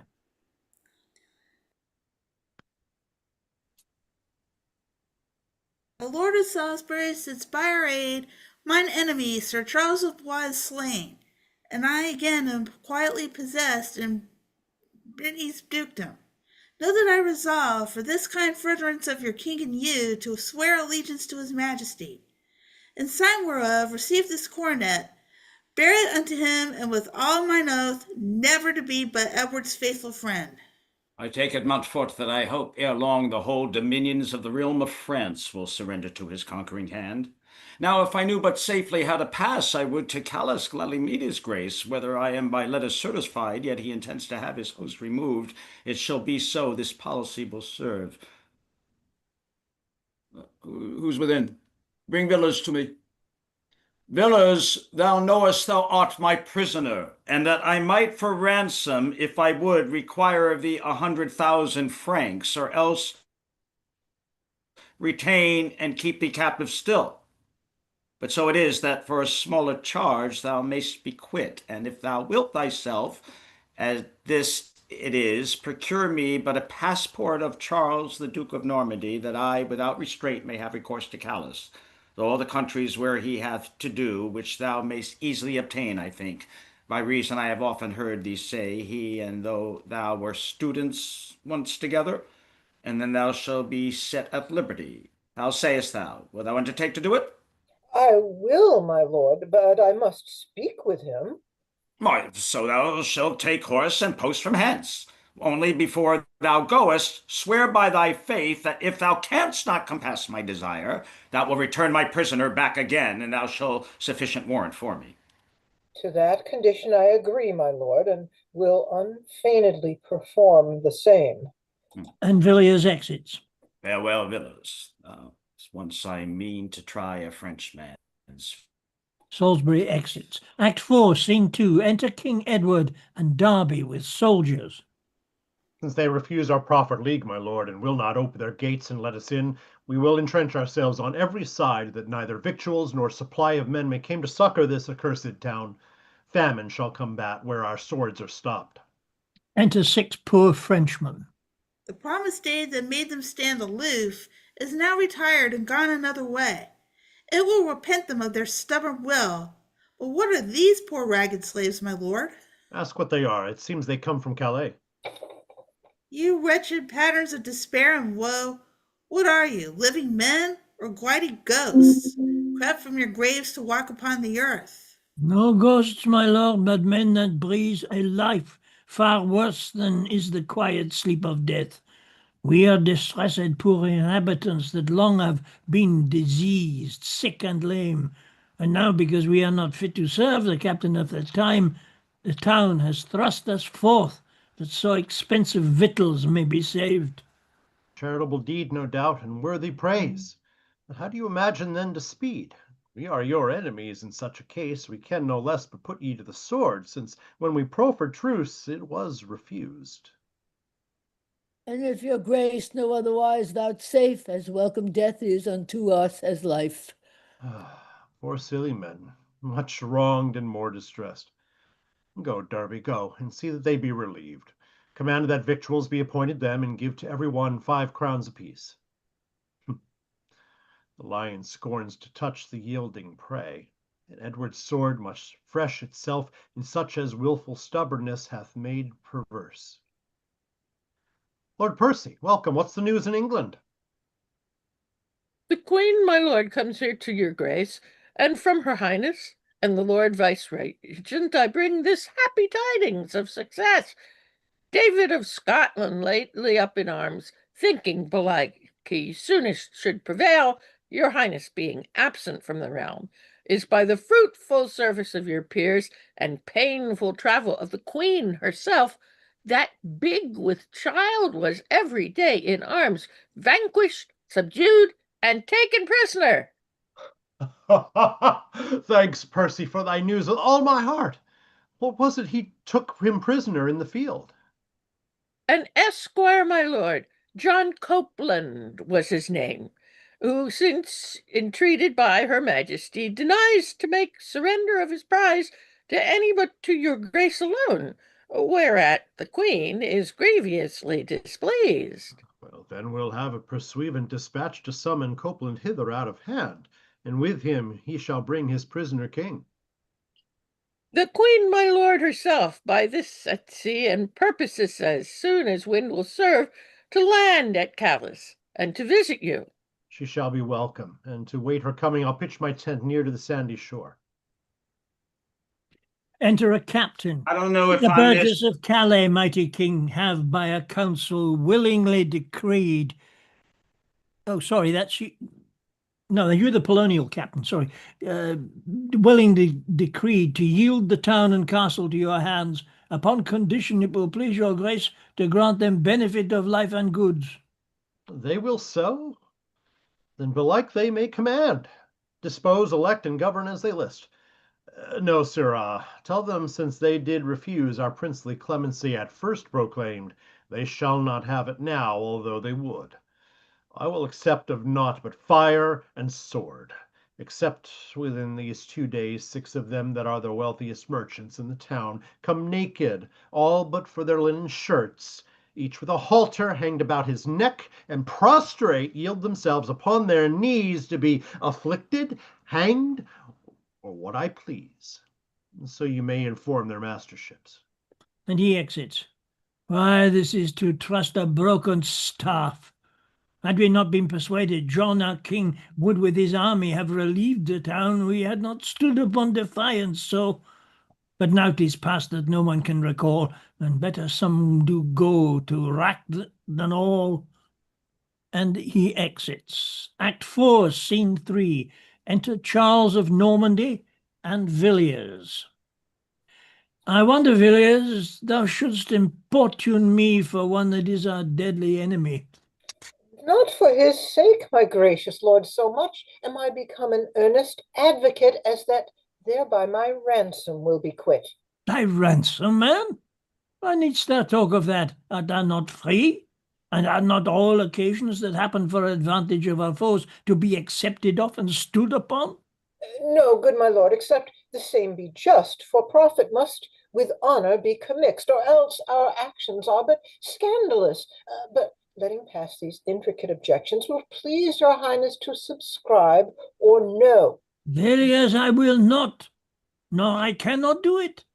Salisbury shall not have his will so much to claim a passport, how it pleaseth him. Why then I know the extremity, my lord. I must return to prison whence I came. Return, I hope thou wilt not. What bird that hath escaped the fowler's gin will not beware how she's ensnared again? Or what is he so senseless and secure that having hardly passed a dangerous gulf will put himself in peril there again?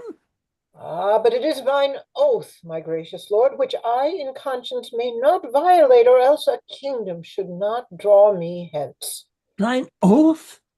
Why, that doth bind thee to abide. Hast thou not sworn obedience to thy prince? In all things that uprightly he commands, but either to persuade or threaten me not to perform the covenant of my word is lawless, and I need not to obey. Why is it lawful for a man to kill and not to break a promise with his foe? To kill, my lord, when war is once proclaimed, so that our quarrel be for wrongs reseened, and no doubt is lawfully permitted us. But in an oath we must be well advised how we do swear, and when we once have sworn not to infringe it, though we die therefore. Therefore, my lord, as willing I return as if I were to fly to paradise. Stay, my Villiers. Thine honourable mind deserves to be eternally admired. Thy suit shall no longer thus deferred. Give me the paper, I'll subscribe to it, and wheretofore I loved thee as Villiers, hereafter I'll embrace thee as myself. Stay, and be still in favour with thy lord.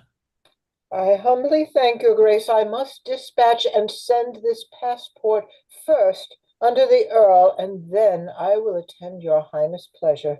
Do so, Villiers, and Charles, when he hath need, be such his soldiers howsoever he speed. Villiers exits. Enter King John. Come, Charles, and arm thee. Edward is entrapped. The Prince of Wales has fallen into our hands, and we have compassed him. He cannot escape. But will your highness fight today? What else, my son? He's scarce 8,000 strong, and we are 70,000 at the least. I have a prophecy, my gracious lord, wherein is written what success is like. To happen us in this outrageous war, it was delivered me at Cressyfield by one that is an aged hermit there. When feathered fowl shall make thine army tremble, and flint stones rise, and break the battle ray, then think on him that doth not now dissemble, for that shall be the hapless dreadful day. Yet in the end thy foot thou shalt advance as far in England as thy foe in France. By this it seems we shall be fortunate, For as it is impossible that stone should ever rise and break the battle's ray, or airy fowl make men in arms to quake, so it is like we shall not be subdued. Or say this might be true, yet in the end, since he doth promise, we shall drive him hence and forage their country as they have done ours. By this revenge that loss will seem a less, but all our frivolous fancies, toys, and dreams. Once we are sure we have ensnared the son, catch we the father, after how we can. And they exit. Act 4, Scene 4. Enter Prince Edward, Audley, and others. Audley, the arms of death embrace us round, and comfort have we none save that to die. We pay sour earnest for a sweeter life. At Cressy Field, our clouds of warlike smoke choked up those French mouths and dissevered them. But now their multitudes of millions hide, masking as 'twere the beauteous burning sun, leaving no hope to us but sullen dark, and I lesser terror of all ending night. This sudden, mighty, and expedient head that they had made, their prince is wonderful. Before us in the valley lies the king, vantage with all that heaven and earth can yield. His party stronger battled than our whole. His son, the braving Duke of Normandy, hath trimmed the mountain on our right hand in shining plate, that now the aspiring hill shows like a silver quarter or an orb, aloft the which the banners, baronets, and new replenished pendants cuff the air and beat the winds that for their gaudiness struggle to kiss them on our left handles. Philip, the younger issue of the king, coating the other hill in such array that all its gilded upright pikes do seem straight trees of gold, the pendant leaves and their device of antique heraldry, quartered in colors seeming sundry fruits, makes it the orchard of the Hesperides. Behind us, too, the hill doth bear his height, for like a half-moon opening but one way it rounds us in. There at our backs are lodged the fatal crossbows, and the battle there is governed by the rough Chatillon. Then thus it stands, the valley for our fight. The king binds in, the hills on either side are proudly royal by his sons, and on the hill behind stands certain death in pay and service with Chatillon. Death's name is much more mighty than his deeds.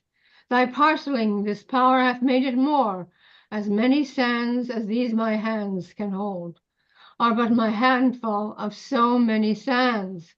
Then all the world, and call it but a power, easily ta'en up and quickly thrown away. But if I stand to count them sand by sand, the number would confound my memory, and make 1,000 millions of a task which briefly is no more indeed than one. These quarters, squadrons, and these regiments, therefore behind us and on either hand, are but a power. When we name a man, his hand, his foot, his head have several strengths, and being all but one self, instant strength. Why, all this many Audley is but one, and we can call it all but one man's strength. He that hath far to go tells it by miles. If he should tell it a steps, it kills his heart. The drops are infinite that make a flood, and yet thou knowest we call it but a rain. There is but one France, one king of France. That France hath no more kings, and that same king hath but the puissant legion of one king. And we have one that apprehend no odds, for 1 to 1 is fair equality. Enter a herald from King John. What tidings, messenger? Be plain and brief. The King of France. The King of France, my lord sovereign, and master, greets by me his foe, the Prince of Wales. If thou call forth 100 men of name, of lords, knights, esquires, and English gentlemen, and with thyself and those kneel at his feet, he straight will fold his bloody colours up, and ransom shall redeem lives forfeited. If not, This day shall drink more English blood than e'er was buried in our British earth.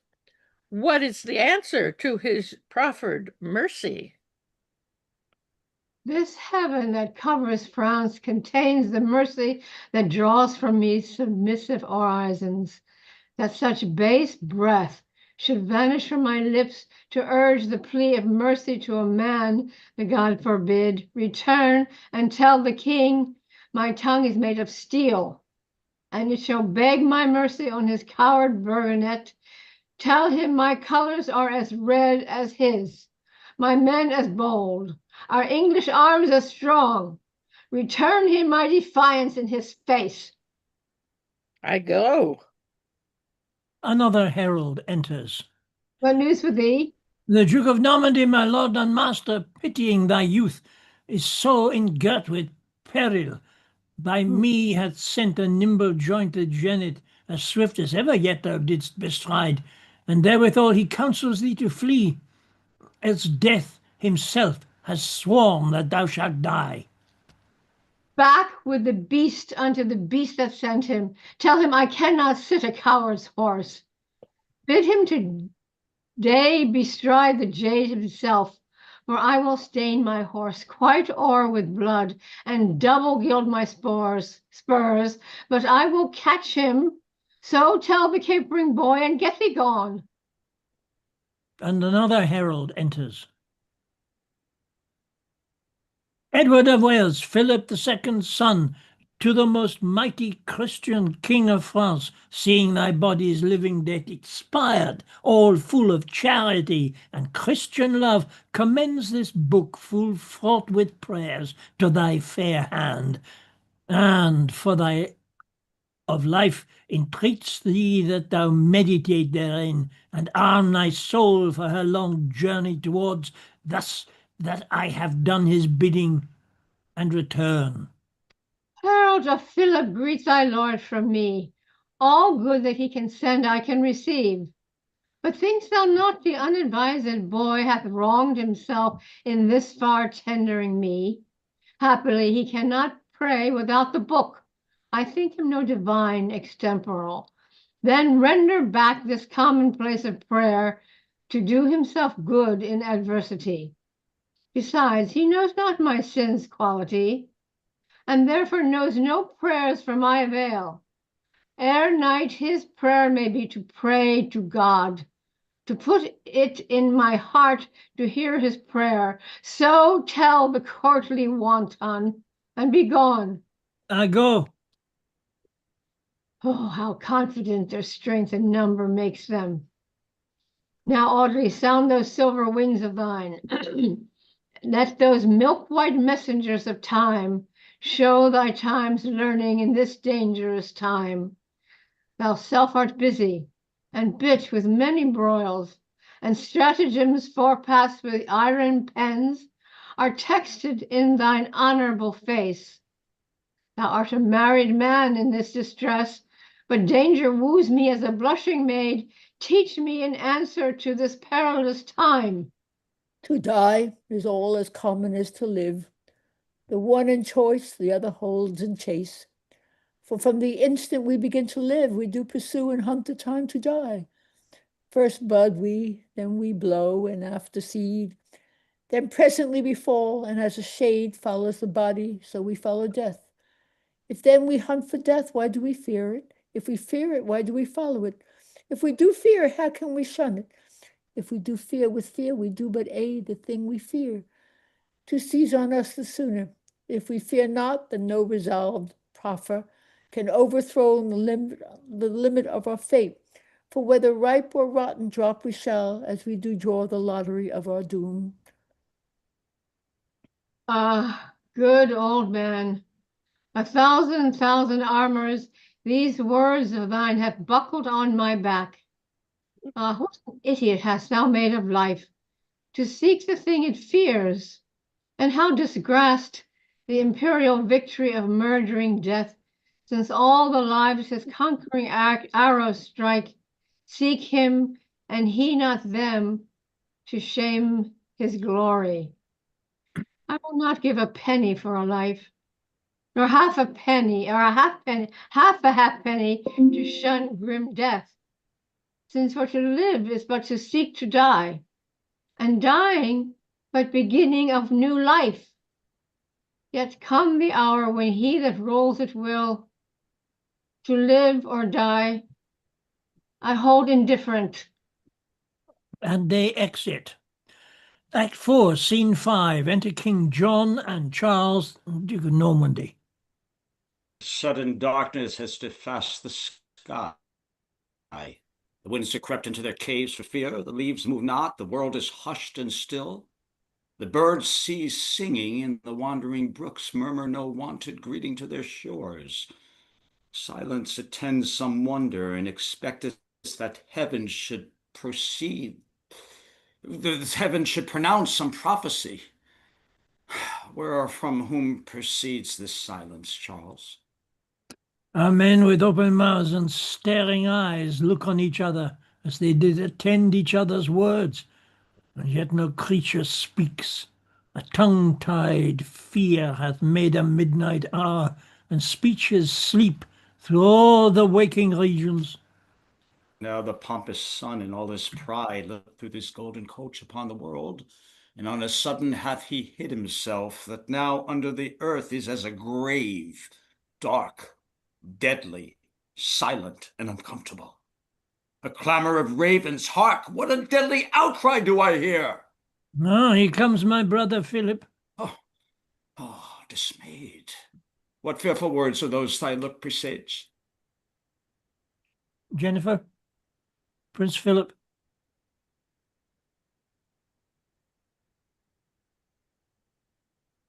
A flight, a flight! Coward, what flight? Thou liest, this needs no flight. A flight! Awaken thy craven powers and tell on the substances that very fear indeed, which is so ghastly printed in thy face. What is the matter? A flight of ugly ravens do croak and hover o'er our soldiers' heads and keep in triangles and cornered squares, right as our forces are embattled. With their approach there came the sudden fog, which now hath hid the airy flower of heaven, and made it noon and night unnatural upon the quaking and dismayed world. In brief, our soldiers have let fall their arms, and stand like metamorphosed images, bloodless and pale, one grazing on another. Now I call to mind the prophecy, but I must give no entrance to a fear. Return and hearten up these yielding souls. Tell them the ravens, seeing them in arms, so many fare against a famished few, come but to dine upon their handiwork, and prey upon the carrion that they kill. For when we see a horse laid down to die, although not dead, the ravenous birds sit watching the departure of his life. Even so these ravens for their carcasses of those poor English that are marked to die. Hover about, and if they cry to us, 'tis but for meat that we must kill for them. Away, and comfort up my soldiers, and sound the trumpets, and at once dispatch this little business of the silly fraud. When the prince exits, another noise, and Salisbury is brought in by a French captain. Behold, my liege, the knight in 40 months, of whom the better part are slain and fled, with all endeavor sought to break our ranks and make their way to the encompassed prince. Dispose of him as please your majesty. Go, and the next bow soldier, then thou seest disgrace it with his bodily present, ere I do hold a tree in France too good to be the gallows of an English thief. My lord. You're talking Lord to of yourself now. Normandy. Just a second. My lord of Normandy, I have your pass and warrant for my safety through this land. Mm-hmm. Oh, no, I'm talking to myself. Villiers procured it for thee, did he not? He did. You did. And it is current. Thou shalt freely pass. Oh, that's good. I free thee to the gallows to be hanged without denial or impediment. Away with him. I hope your highness will not so disgrace me and dash the virtue of my seal at arms. He hath my never broken name to show, charactered with this princely hand of mine, and rather Let me leave to be a prince, than break the stable verdict of a prince. I do beseech you, let him pass in quiet. Thou, and I'm sorry, thou and thy word lie both in my command. What canst thou promise that I cannot break? Which of these twain is greater infamy to disobey, thy father or thyself?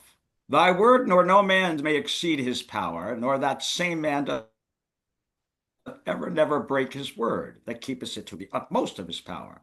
The breach of faith dwells in the soul's consent, which if thyself without consent do break, thou art not charged with the breach of faith. Go hang him, for they listen. Thy license lies in me, and my constraint stands the excuse for thee. What, am I not a soldier in my word? Then arms adieu, and let them fight that list. Shall I not give my girdle from my waist, but with a guardian I shall be controlled? To say I may not give my things away, upon my soul, had Edward, Prince of Wales, engaged his word, writ down his noble hand for all your knights to pass his father's land, the royal king to grace his warlike son would not alone safe conduct give to them, but with all bounty feasted them and theirs. Dwell'st thou on precedence, then be it so. Say, Englishman, of what degree thou art? An earl in England, though a prisoner here, and those that know me call me Salisbury. Then, Salisbury, say whither thou art bound. To Calais, where my liege King Edward is. To Calais, Salisbury, then to Calais pack, and bid the king prepare a noble grave, to put his princely son, Black Edward, in. And as thou travellest westward from this place, some 2 leagues hence there is a lofty hill, whose top seems topless, for thy embracing sky doth hide his high head in his azured bosom, upon whose tall top, when thy foot attains, look back upon the humble vale beneath, humble of late, but now made proud with arms. And thence behold the wretched Prince of Wales, hooped with a bond of iron round about, after which sight to Calais spur amain, and say the prince was smothered and not slain. And tell the king this is not all his ill, for I will greet him ere he thinks I will. Away begone, the smoke but of our shot will choke our foes, though bullets hit them not. And the exit. Act 4, Scene 6. Alarms sound. Enter Prince Edward and Artois. How fares your grace? Are you not shot, my lord? No, dear Artois, but choked with dust and smoke, and stepped aside for breath and fresher air. Breathe then, and to it again. The amazed French are quite distract with gazing on the crows, and where our quivers full of shafts again your grace should see a glorious day of this. Oh, for more arrows, Lord, that's our want. Courage, Artois, a fig for feathered shafts. When feathered fowls do bandy on our side, what need we fight and sweat and keep a coil, when railing crows outscold our adversaries? Up, up, Artois, the ground itself is armed. Fire-containing flint command our bows to hurl away their pretty-colored hue, and to it with stones. Away, Artois, away! My soul doth prophesy we win the day. Alarms. Enter King John. Oh man, oh man, oh man. Okay, here I come. Oh my, getting up there. And our multitudes are in themselves confounded, dismayed and distraught. Swift starting fear has buzzed a cold dismay through all our army, and every petty disadvantage prompts thy fear, prompts the fear possessed abject soul to fly. Myself, whose spirit is steel to the dull lead, what with recalling of the prophecy, and that our native stones from English armies rebel against us, find myself attained with strong surprise of weak and yielding fear. Fly, father, fly! The French do kill the French. Some that would stand, let drive at some that fly. Our drums strike nothing but discouragement. Our trumpets sound dishonor and retire. The spirit of fear, and that feareth naught but death, cowardly works confusion on itself. Pluck out your eyes and see not this day's shame.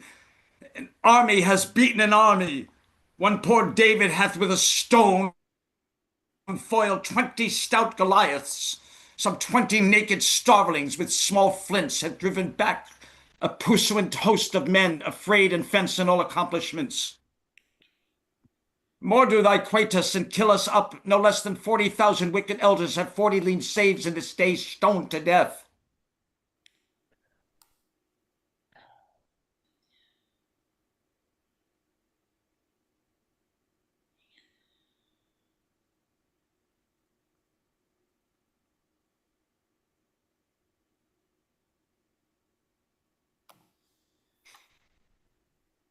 Enter Normandy. Fly, father, fly, the French do kill the French. Some that would stand let drive, but some that fly. Our drums strike nothing but discouragement.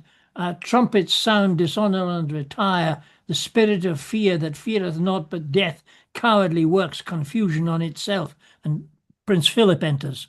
Pluck out your eyes and see not this day's shame. An arm hath beaten army. One poor David hath with a stone foiled 20 stout Goliaths. Some 20 naked starvelings with small flints hath driven back a puissant host of men, arrayed and fenced in all accomplishments. Oh, I'm sorry about before. More do they quait us and kill us up. No less than 40,000 wicked elders and 40 lean slaves that stay stoned to death. Oh, that I were some other countryman, this day has set derision on the French, and all the world will blurt and scorn at us. But is there no hope left? No hope but death to bury up our shame. Make up once more with me the 20th part of those that live are men enow to quail the feeble handful on the adverse part. Then charge again. If heaven be not opposed, we cannot lose the day. On away. Exit. Enter Audley wounded, rescued by 2 squires. How fares my lord? Oh, even as a man may do that dines at such a bloody feast as this.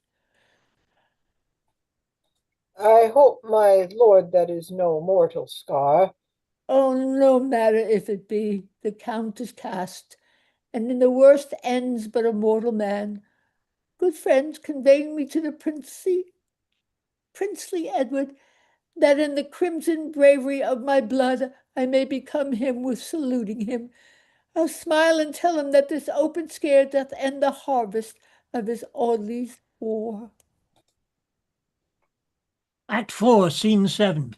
Enter Prince Edward, King John, Charles of Normandy, all with ensigns spread. Retreat is sounded. Now, John in France, and lately John of France, thy bloody ensigns are my captive colours, and you, my vaunting Charles of Normandy, that once today sent me a horse to fly, are now the subjects of my clemency.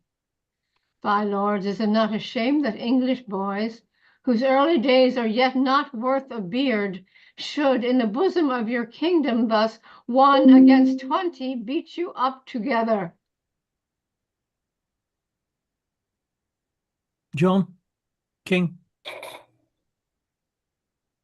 you're muted. Thy fortune, not thy fortune, not thy force, hath conquered us. An argument that heaven aids the right. See, Artois doth bring with him along the late good counsel giver to my soul. Welcome, Artois, and welcome Philip too. Who now of you, or I have need to pray, now is the proverb verified in you, too bright a morning breathes a lowering day. Sound trumpets, enter Audley. But say, what grim discouragement comes here? Alas, what 1,000 armed men of France have writ that note of death in Audley's face? Speak thou that woos death with thy careless smile, and look so merrily upon thy grave, as if thou wert enamored on thine end. What hungry sword hath so bereaved thy face and lopped a true friend from thy loving soul? O Prince, thy sweet bemoaning speech to me is as a mournful knell to one dead sick. Dear Audley, if my tongue ring out thy end, my arms shall be the grave. What may I do to win thy life, or to revenge thy death? If thou wilt drink the blood of captive kings, or that it were restorative, command a heath of king's blood, and I'll drink to thee. If honor may dispense for thee with death, and never dying honor of this day, share wholly Audley to thyself, and live. O victorious Prince, that thou art so, behold, a Caesar's fame in king's captivity. If I could hold dim death, but at a bay, till I see my liege, thy loyal father, my soul should yield this castle of my flesh, this mangled tribute with all willingness to darkness, consummation, dust and worms. Surely, bold man, thy soul is all too proud to yield her city for one little breach, should be divorced from her earthly spouse by the soft temper of a Frenchman's sword. Lo, to repair thy life, I give to thee 3,000 marks a year in English land. I take thy gift to pay the debts I owe. These two poor esquires redeem me from the French with lusty and dear hazard of their lives. What thou hast given me, I give to them. And as thou lovest me, Prince, lay thy consent to this bequeath in my last testament. Renowned Audley, live and have from me this gift twice doubled to these esquires, and thee but live to die what thou hast given away to these and theirs shall lasting freedom stay. Come, gentlemen, I will see my friend bestowed within an easy litter. Then we'll march proudly toward Calais with triumphant pace unto my royal father, and there bring the tribute of my wars, fair France this king. And they exit. Act 5, Scene 1. Enter 6 citizens in their shirts, barefoot with halters about their necks. Enter King Edward, Queen, Philip, Derby, soldiers. No more, Queen Philippa. Pacify yourself. Copeland, except he can excuse his fault, shall find displeasure written in our looks. And now unto this proud resisting town. Soldiers, assault! I will no longer stay to be deluded by their false delays. Put all to sword and make the spoil your own. Mercy, King Mercy, Edward. King Edward, mercy, Mercy, gracious gracious Lord. Lord. Mercy. Contemptuous villains, call ye now for truce. Mine ears are stopped against thy bootless cries. Sound drums alarum, draw threatening swords. Oh, Noble Noble prince, prince, take take take pity. pity pity on on this this town town, and hear us, mighty king. We We claim the claim the promise that promise your that your highness highness made. made. The The 2 days 2 days respite respite is is not yet expired, expired, and we and are we are come come with with willingness willingness to to bear, bear what ordering torturing death death or or punishment punishment you you please, please, so that so the that the trembling trembling multitude multitude might be be saved. saved. My promise. Well, I do confess as much, but I require the chiefest citizens and men of most account that should submit. You, peradventure, are but servile grooms, or some felonious robbers on the sea, whom apprehended law would execute, albeit severity lay dead on us. No, you cannot overreach us thus. The sun-dread lord that in the western fall beholds us now low brought through misery, did the orient purple of the morn salute our coming forth when we were known, or may our proportion be with damned fiends? If it be so, then let our covenant stand. We'll take possession of the town in peace. But for yourselves, look you for no remorse. But as imperial justice hath decreed, your bodies shall be dragged about these walls, and after feel the stroke of quartering steel. This is your doom. Go, soldiers, see it done.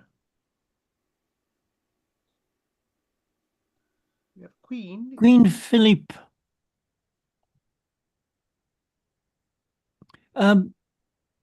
Jennifer, can you take that? Be more mild unto these yielding men. It is a glorious thing to establish peace, and kings approach the nearest unto God by giving life and safety unto men. As thou intendest to be king of France, so let her people live to call thee king. For what the sword cuts down or fire hath spoiled is held in reputation none of ours. Although experience teach us that this is true, that peaceful quietness brings most delight when most of all abuses are controlled. Yet insomuch it shall be known that we can as well master our affections as conquer other by the dint of sword, Philippe, prevail. We yield to thy request. These men shall live to boast of clemency, and tyranny strike terror to thyself. Long live your highness. Happy be your reign. Go, get you hence, return unto the town, and if this kindness hath deserved your love, learn then to reverence Edward as your king. And the citizens exit. Now might we hear of our affairs abroad. We would till gloomy winter were overspent dispose our men in garrison a while, but who comes here? Enter Copeland and King David.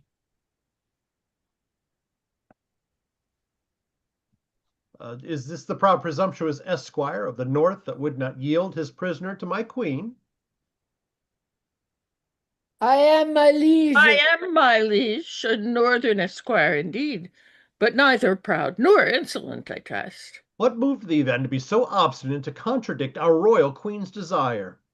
No wilful disobedience, mighty lord, but my desert and public law at arms. I took the king myself in single fight, and like a soldier would be loath to lose the least preeminence that I had won. And Copland, straight upon your highness' charge, is come to France, and with a lowly mind doth veil the bonnet of his victory. Receive, dread lord, the custom of my fraught, the wealthy tribute of my labouring hands, which should long since have been surrendered up, had but your gracious self been there in place. But Copeland, thou didst scorn the king's command, neglecting our commission in his name. His name, my reverence, but his person more. His name shall keep me in allegiance still, but to his person I will bend my knee. And pray thee, Philippe, let displeasure pass. This man doth please me, and I like his words.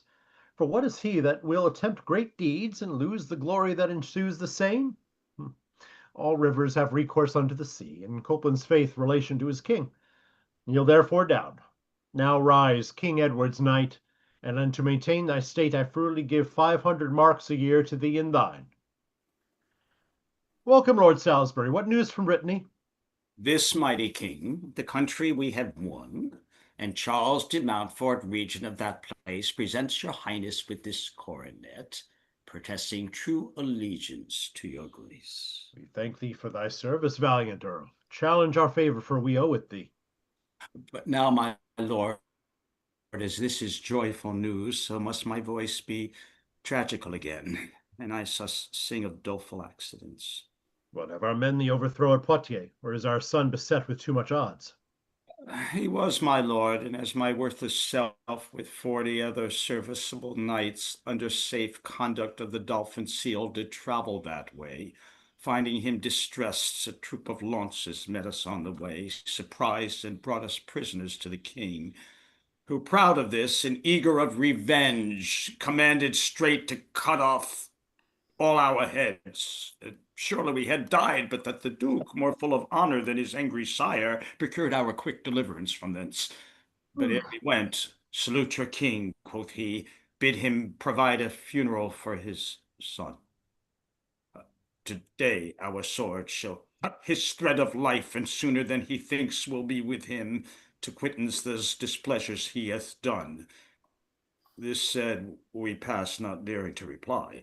Our hearts were dead, our looks diffused and wan. Wandering at last, we climbed unto a hill, from whence, although our grief were much before, yet now to see the occasion with our eyes did thrice so much increase our heaviness. For there, my lord, Oh, there we did descry down in a valley how both armies lay. The French had cast their trenches like a ring, and every barricade's open front was thick embossed with brazen ordnance. Here stood a battle of 10,000 horses. Those twice as many pikes and quadrants rise. Here crossbows and deadly wounding darts, and in a mist like to a slender point, within the compass of the horizon, as 'twere a rising bubble in the sea.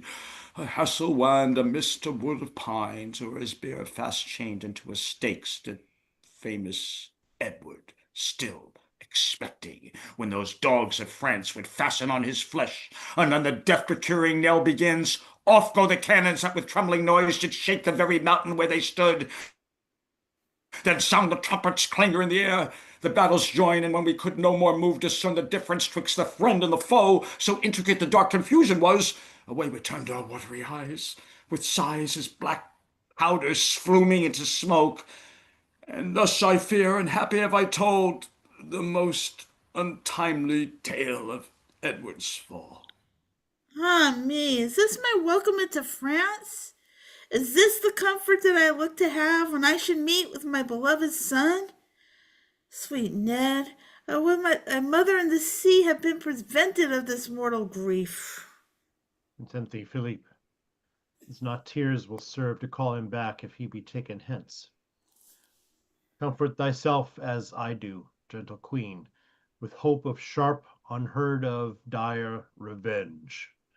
He bids me to provide his funeral, and so I will. But all the peers in France shall mourners be, and weep out bloody tears until their empty veins be dry and sere.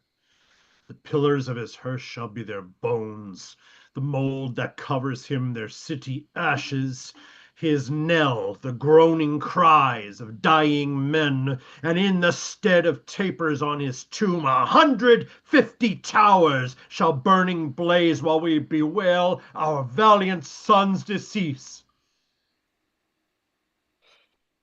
After a flourish is sounded within, enter a herald. Shelley, can you take the herald? No, she's not on. I will. Rejoice, my lord. Ascend the imperial throne. Rejoice, my lord. Oh, Ascend the imperial throne, the mighty and redoubted Prince of Wales, great servitor to bloody Mars in arms. The Frenchman's terror and his country's fame, triumphant rideth like a Roman peer, and lowly at his stirrup comes afoot King John of France, together with his son in captive bonds, whose diadem he brings to crown thee with, and to proclaim thee king. Oh, away with mourning, Philippe, wipe thine eyes. Sound trumpets, welcome in Plantagenet. enter Prince Edward, King John, Philip, Audley, and Artois. Things long lost when they are found again, so doth my son rejoice his father's heart, for whom even now my soul was much perplexed. Be this a token to express my joy, for inward passions will not let me speak. My gracious father, here receive the gift, this wreath of conquest and reward of war, got with as mickle peril of our lives as e'er was thing of price before this day. Install your highness in your proper right, and herewithal I render to your hands these prisoners, chief occasion of our strife. So, John of France, I see you keep your word. You promised to be sooner with ourself than we did think for, and 'tis so indeed. Had you done it first as now you do, how many civil towns had stood untouched that now are turned to ragged heaps of stones? How many people's lives mightst thou have saved that are untimely sunk into their graves? Edward, recount not things irrevocable. Tell me what ransom thou requirest to have. Thy ransom, John, hereafter shall be known. But first to England thou must cross the seas to see what entertainment it affords. However it falls, it cannot be so bad as ours hath been since we arrived in France. Accursed man, of this I was foretold, but did misconstrue what the prophet told. Now, father, this petition Edward makes To thee, whose grace hath been his strongest shield, that as thy pleasure chose me for the man, to be the instrument to show thy power, so thou wilt grant that many princes more, bred and brought up within that little isle, may still be famous for like victories.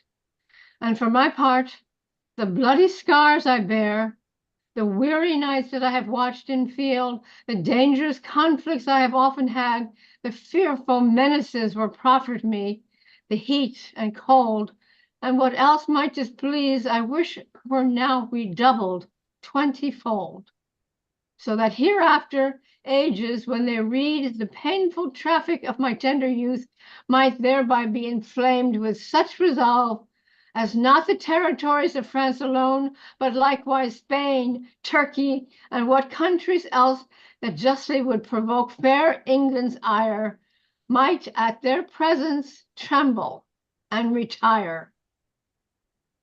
Here, English lords, we do proclaim arrest in intercession of our painful arms. Sheathe up your swords, refresh your weary limbs, peruse your spoils, and after we have breathed a day or two within this haven town, God willing, then for England will be shipped, where in a happy hour I trust we shall arrive, 3 kings, 2 princes, and a queen. It's a full house. Yeah, Yeah. and there you go, go. folks. Wow. That's some Shakespeare for you. Oh my God. I It started does. It losing does show that. It does show the change in theatre nowadays. You're hard pushed to be able to justify putting 3 people on the stage because it's too expensive. They've got 150 of the damn things on the stage. There's 42 lead characters This in this play play. could be turned into a musical comedy. Definitely a comedy. It's like Definitely a it's 2 comedy. I plays could fused think together. when the prince called, oh, Don, there's a scene where he says, oh, John. Yeah. I could just see him like Jack Benny. Oh, Don. Well, you sort of do it like the show that went wrong. I haven't seen, but yeah. Somebody comes yeah. racing on with the wrong hat on. Yes, which is I did a few times today. Then I they read run 2 off. of your scenes. I didn't even realize I was reading Charles and somebody because I didn't know. I That's read right. Charles Because because it it would be a said great- Villiers. Well, it took me long enough to realize that Charles is actually Prince Charles of Normandy. Very difficult. We got there I eventually. would recommend that everyone at least listen to a bit of Paul's replay when he puts it up and just listen to the sound that your microphone is making. Uh-oh. Because some of them are not too good. Shelia, your one sounds a bit woofy. Oh, And it sort of distorts your voice and your diction gets lost at times. oh, And is it's this nothing on? to do with you, it's to do with the microphone that you've got. Good point. A good reference, I don't know what mine sounds like, but if you Yeah. listen to Matt's, his is nice and crisp and clear. And have a listen to it. That And, mine. I have a question. Yeah, not just mine, but no, yours sounds fine. I got a couple of notices. Wait, what did you just say? Who, me? Angus, what did you say about my mic? No, yours sounds fine. It's clear. Michael, what were you saying? Yes. Thank you. I was concerned that again, I got a couple of notices that my internet was unstable. No, Was it's it- not. So, Well, because I was Once or worried twice. that people weren't hearing my cues or whatever, and there were pauses. I said, "Uh-oh, am I unstable?" And I got notices, but it was okay.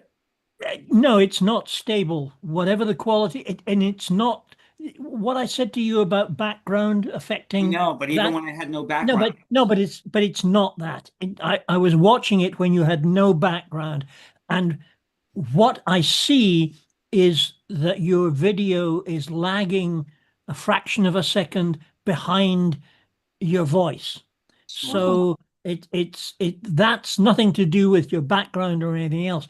Or at least that contributes. But what it means is that you're not getting the broadband width from your supplier that you need. That's the problem. yes, I think it happens more in matinees than maybe It's probably when it's used a lot. Is that it? I don't know. It probably is. I mean, when I was living on 116th Street, But, because it's Spanish Harlem, um, the internet companies really didn't give a shit about but I'm in a people in fancy that. neighborhood. They, I'm in a millionaire's area.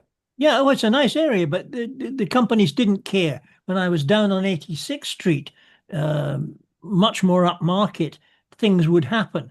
Up on 116th Street, I could watch that when I got home from work on Friday night, I could watch my internet speed drop, and at times it would go down so low it would not be any better than a dial-up modem, and a couple of times it would just run out completely Yeah, because all the guys would come home from work and log on to their sites in Mexico or Brazil or whatever, and there was no bandwidth left. And it was all to do with what the companies provide. They're a bunch of shysters. I mean, you live with I'm it. wondering also if when I touch my keyboard, if it slows it down to read the script. I don't know. The icy No, weather no, it shouldn't, but in it New York shouldn't. City, The the point ice is, gets knocked out a lot. The but if weather you the get, last few weeks, I know today I'm clearer, but a week or two before it was like I could hardly stand myself because the voice was so bad because we had so much ice on the river. I'm sure the ice was on wires all over the city that yeah. people were not getting good sound. But it was Well, no, I mean, there's only one, a lot of it is the microphone that you're actually using. Maybe we should get a list of what kind of microphones people are using or the brand of computer they're using if they're using the microphone on your computer. But it does make a difference. And My mic is good, I think. My yeah, mic this is week is much it's better. Do you fine. find it better this week? Sound better? sound good. And for Yeah. some people, yes. Shelley, unfortunately, It's a little the muffled. the It's quality muffled. of the sound was a little bit boomy and Well, I wish next time, please message me because I do have other microphones. I could have just switched, but I didn't realize there was a problem. okay, yeah, And I will have a new device for the next read. I'm in the okay, process of that'll be good. migrating. Well, The the sound the is thing coming is, behind you, is what I hear. yeah, It's like but the if you, sound is but Shelley, if you exactly. go on to and look at the um, Paul's recording and just listen to your bits, and you'll see what I mean, and you'll get an idea. Mhm. Yeah, hopefully it won't happen again because I'll be in a different on a different device next time. Good, excellent, excellent. Because it's a shame when we can't hear clearly, everything that's going on. It's difficult enough to understand this. Goodness sake. Matt, what happened to Matt? He went off? What did Yeah, I somebody? must Oh, have. he's, no, No, there he I'm, is. like I'm that here. background. I'm here. I was trying to get the model number of my Logic Cam, and I posted in the chat. What's that background? Is that Yale? My background here? No, that's the reading room at the Folger Shakespeare Library where I used Yeah, to work. yeah. Oh, wow. Great. One of my favorite places on the planet. If I move my head, that's the Seven Ages of Man window down there Oh, at the far gorgeous. end. Yeah, yeah. Where is that, Matt? That's Please in share Washington, that. D.C. Oh. The Folger's right across the street from the U.S. Capitol And and you right also across work at from Well, Yale. be Supreme very, Court. very careful a certain Oh, orange gentleman doesn't decide to gild everything. please. Oh, tell me about it. Hey, please share You that also get to picture. work at Yale too, don't you? Shakespeare Library. Some beautiful places he works at. Yep. Yeah, I've Love been that very blessed. background you have of Woolsey Hall. Isn't that an incredible place, Woolsey Hall? It's a gorgeous place to perform. That's where I sing with the Yale Camerata, and we get to perform there. The acoustics are a little strange sometimes. For I saw choirs, John they are really McLaughlin. good, but people say that like orchestras, it's an immense space, very tall ceilings, and so the sound kind of gets soaked up way up in the second balcony. On the orchestra side. I was at the University of Illinois for about 8 years, and they'd built the Cranach Center, which is the biggest auditorium place between the Kennedy Center and the West Coast. Oh wow! And a lot of people just wouldn't perform in it. The Chicago Symphony used to come down and record in it, but it was designed with a reverb, and which is great for late classical and romantic and onwards. But if you're doing Baroque, It's absolutely preposterous. I You once know who played there in 1969 on New Year's? sorry. Jimi Hendrix. Oh, but I once heard a Mozart horn concerto played there, and I swear to God, the horn player was working the reverb to try.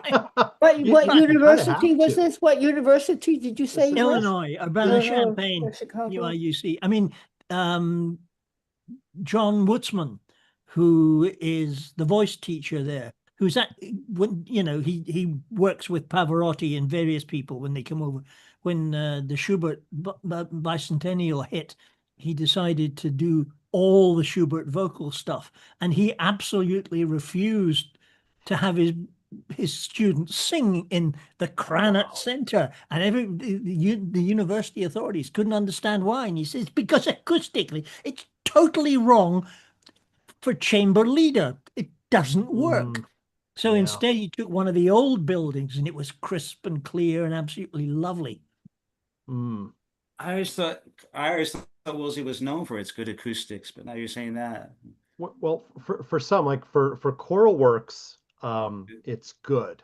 But again, there's some strange quirks. Like if you're on the floor, Yeah. the sound, the stage is a high stage, so if you're sitting on the floor looking up the stage, the sound almost goes over your head. It's almost like there's a mattress between you and the Wow. choir. You hear it's happening, but it's like it's in the next room. Whereas if you're in the first balcony, you get everything, and it's amazing Yeah. because the sound is coming off the stage, hitting the back wall, and coming back.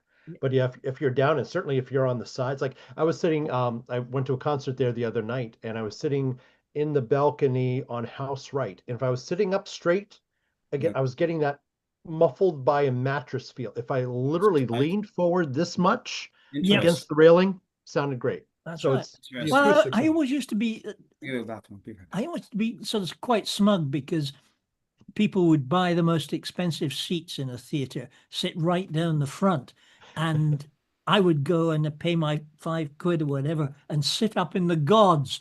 And Bill, yeah, getting the cheap seats, yeah, but I heard every single thing because that town rose up to me.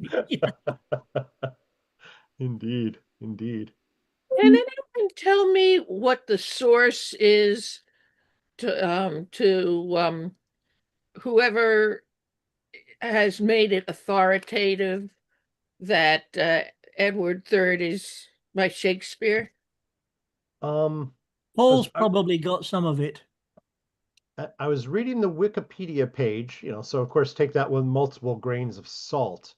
But they said that was a mid 1990s decision based on a data analysis of the language, and it had been attributed to Shakespeare as far back as the early 18th century.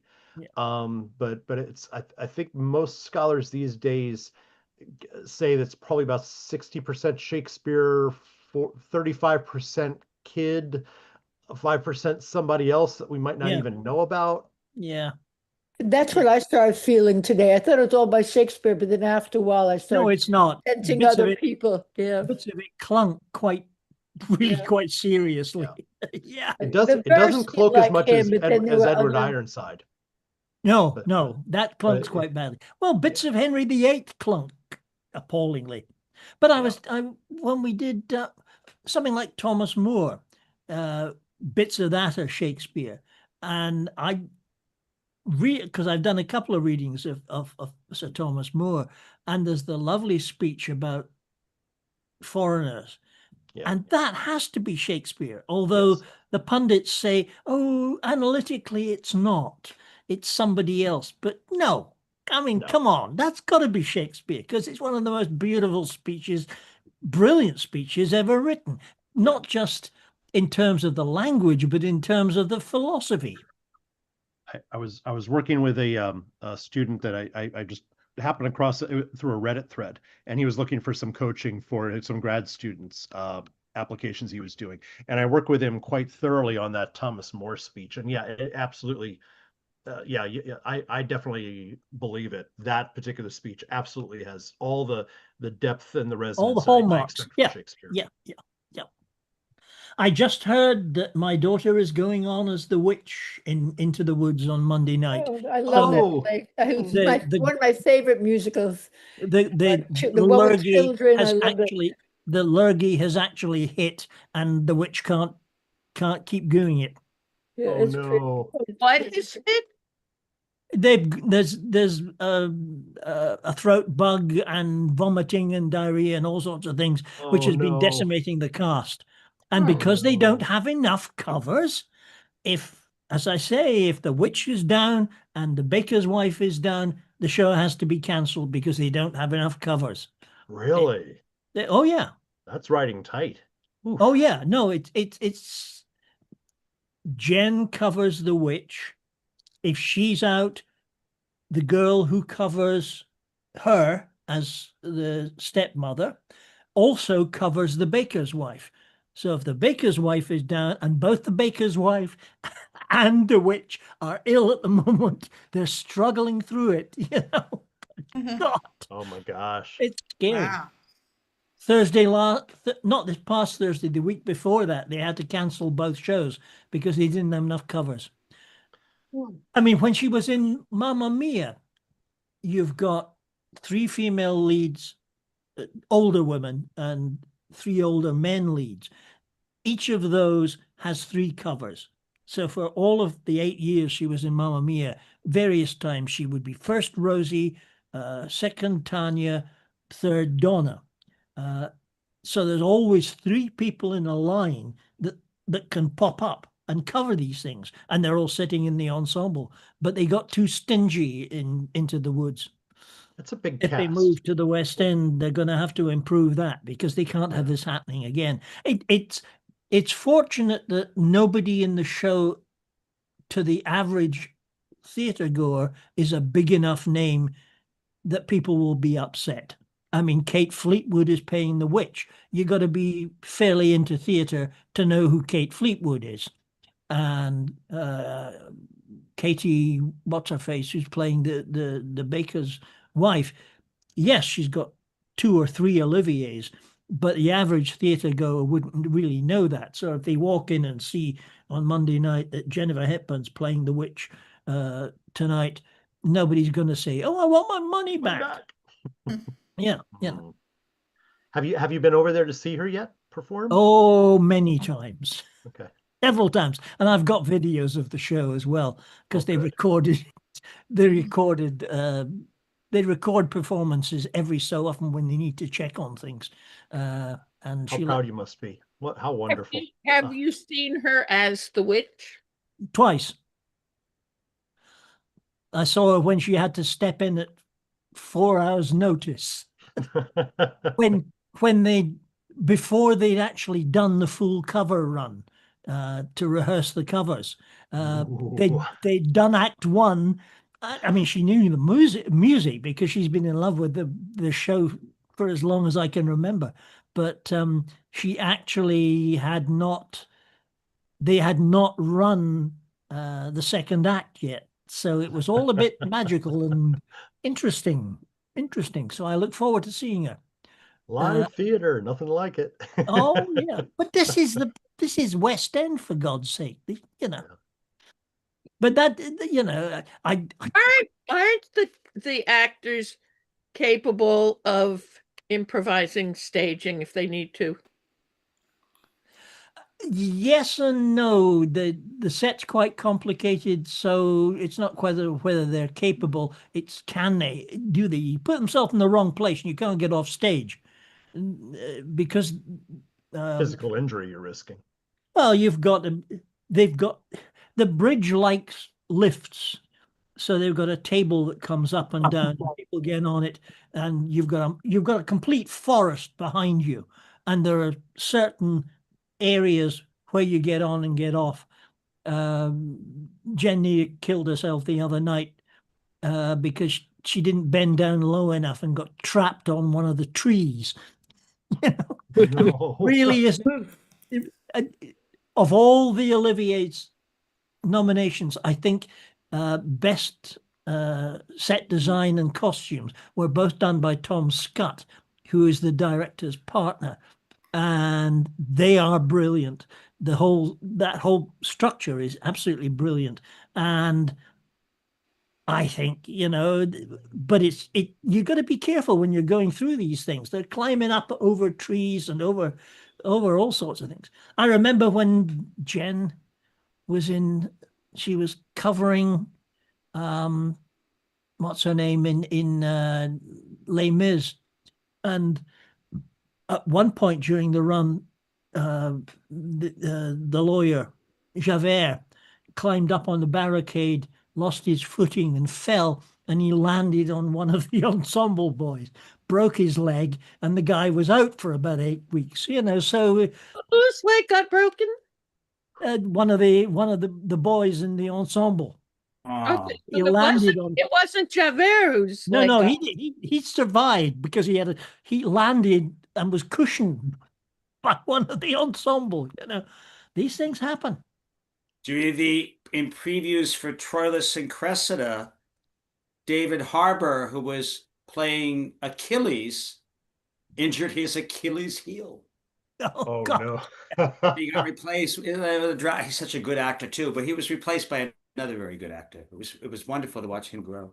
But it's so easy to happen. When I played Othello in Norwich, I must be probably one of the last white guys ever to play Othello.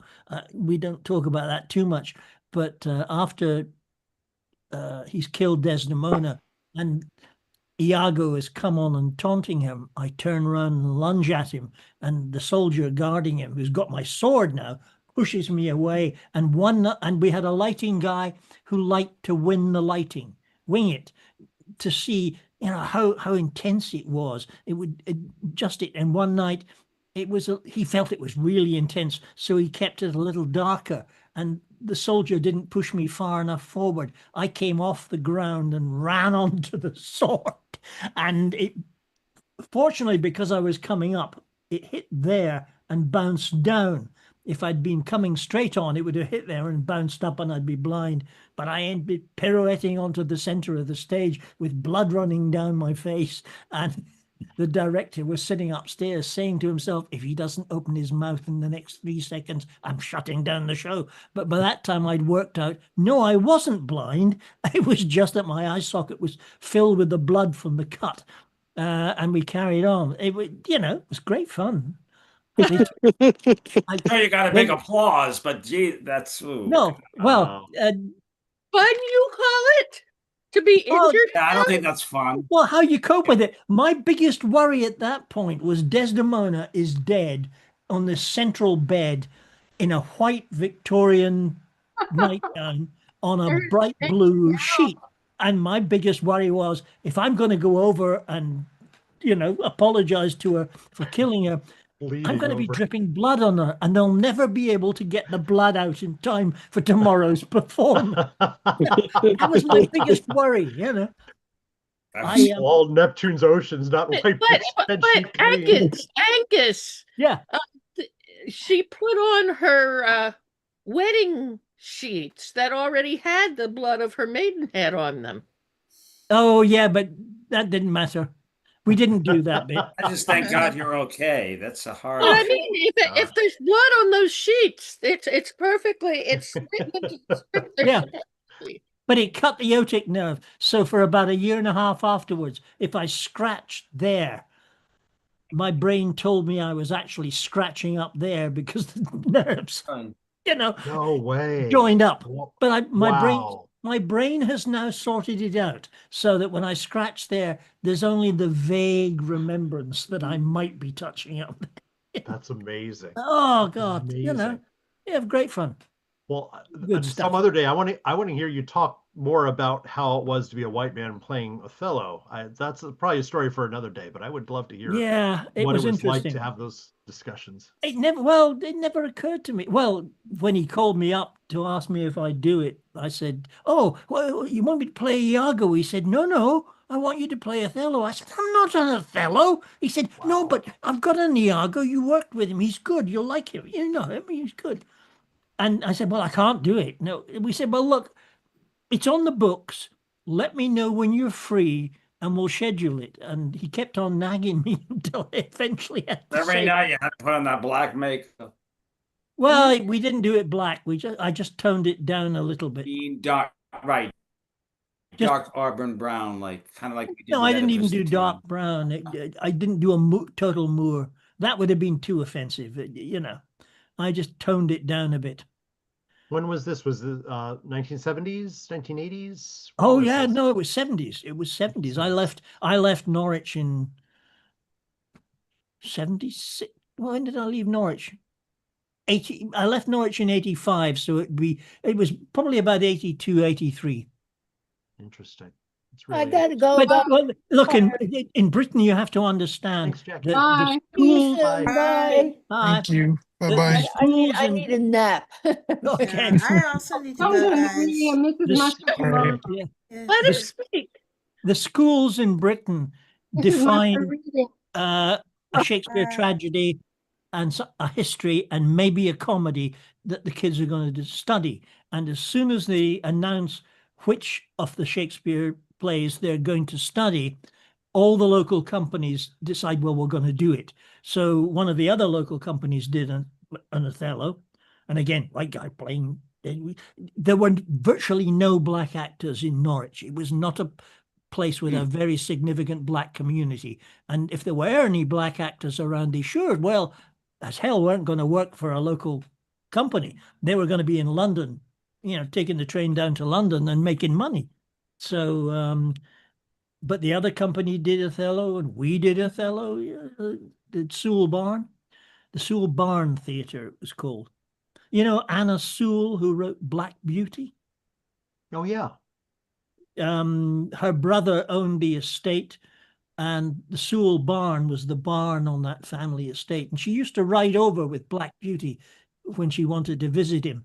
And Wow. then it was bought over by the council, and it became the Blythe Jeck School. But a local entrepreneur persuaded Carnegie and various other people to put in money, and they converted the barn into a theatre, sort of letterbox sort of Speaking theatre. of Othello, James Earl Jones in that book Living with Shakespeare Mm. talks about how he played the part 5 times and always approached the jealousy part, not the racism part, which is very interesting because you've got to think that was Othello didn't much think of himself as a black man. No, He thought himself as a great warrior and in love with Desdemona. that's right. Well, when the guy Basically was who not directed it was wanting to do it because a couple of years previously he'd done a King Lear um, with earth colors and painted face and all the rest of it, with the idea that when the hero goes down, the whole state implodes and goes down with him. And he wanted to do the exact opposite with Othello, that when the hero goes down, the state doesn't even break wind. So what he wanted to do was to set it in Victorian England, where you had the old military and the nobility, and Othello was this local peasant that they would send out and do their dirty work for him. When all the generals were meeting, he had this lovely scene which was set in almost like the men's club, where they were smoking cigars and drinking brandy and saying, problem in Cyprus. Right? What do we do? I would send that chap Othello to deal with it, And it was all done that way. There was no war. And he got that total difference between the two productions.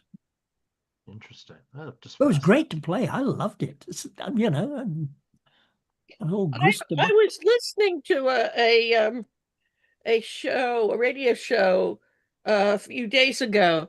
That they play songs from different musicals and everything, and there was musical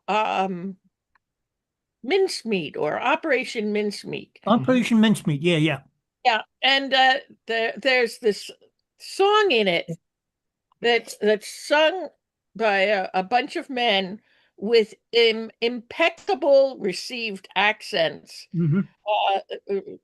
For some were born to follow, but we were born to lead. Oh yeah. Oh yeah.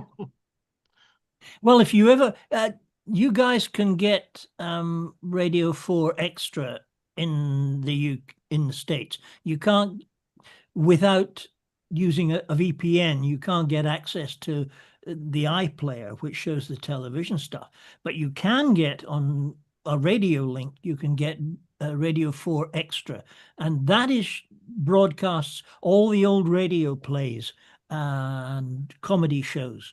Some of which are quite extraordinary. Some of the the attitudes that they do. The I just watching. There's a channel over here called Together, which is showing some of the old movies from the 70s. They show them late at night. It's just as well it's late as night because they feature usually about 15 or 20 young women without any clothes on, doing various nefarious things, and nothing is hidden. You've got boobs bouncing all over the place and little bushes visible as they run across and I'm thinking, my God, I obviously I must have been in Britain at that time and probably saw some of them, but nowadays they're really quite, oh dear God, you know, really.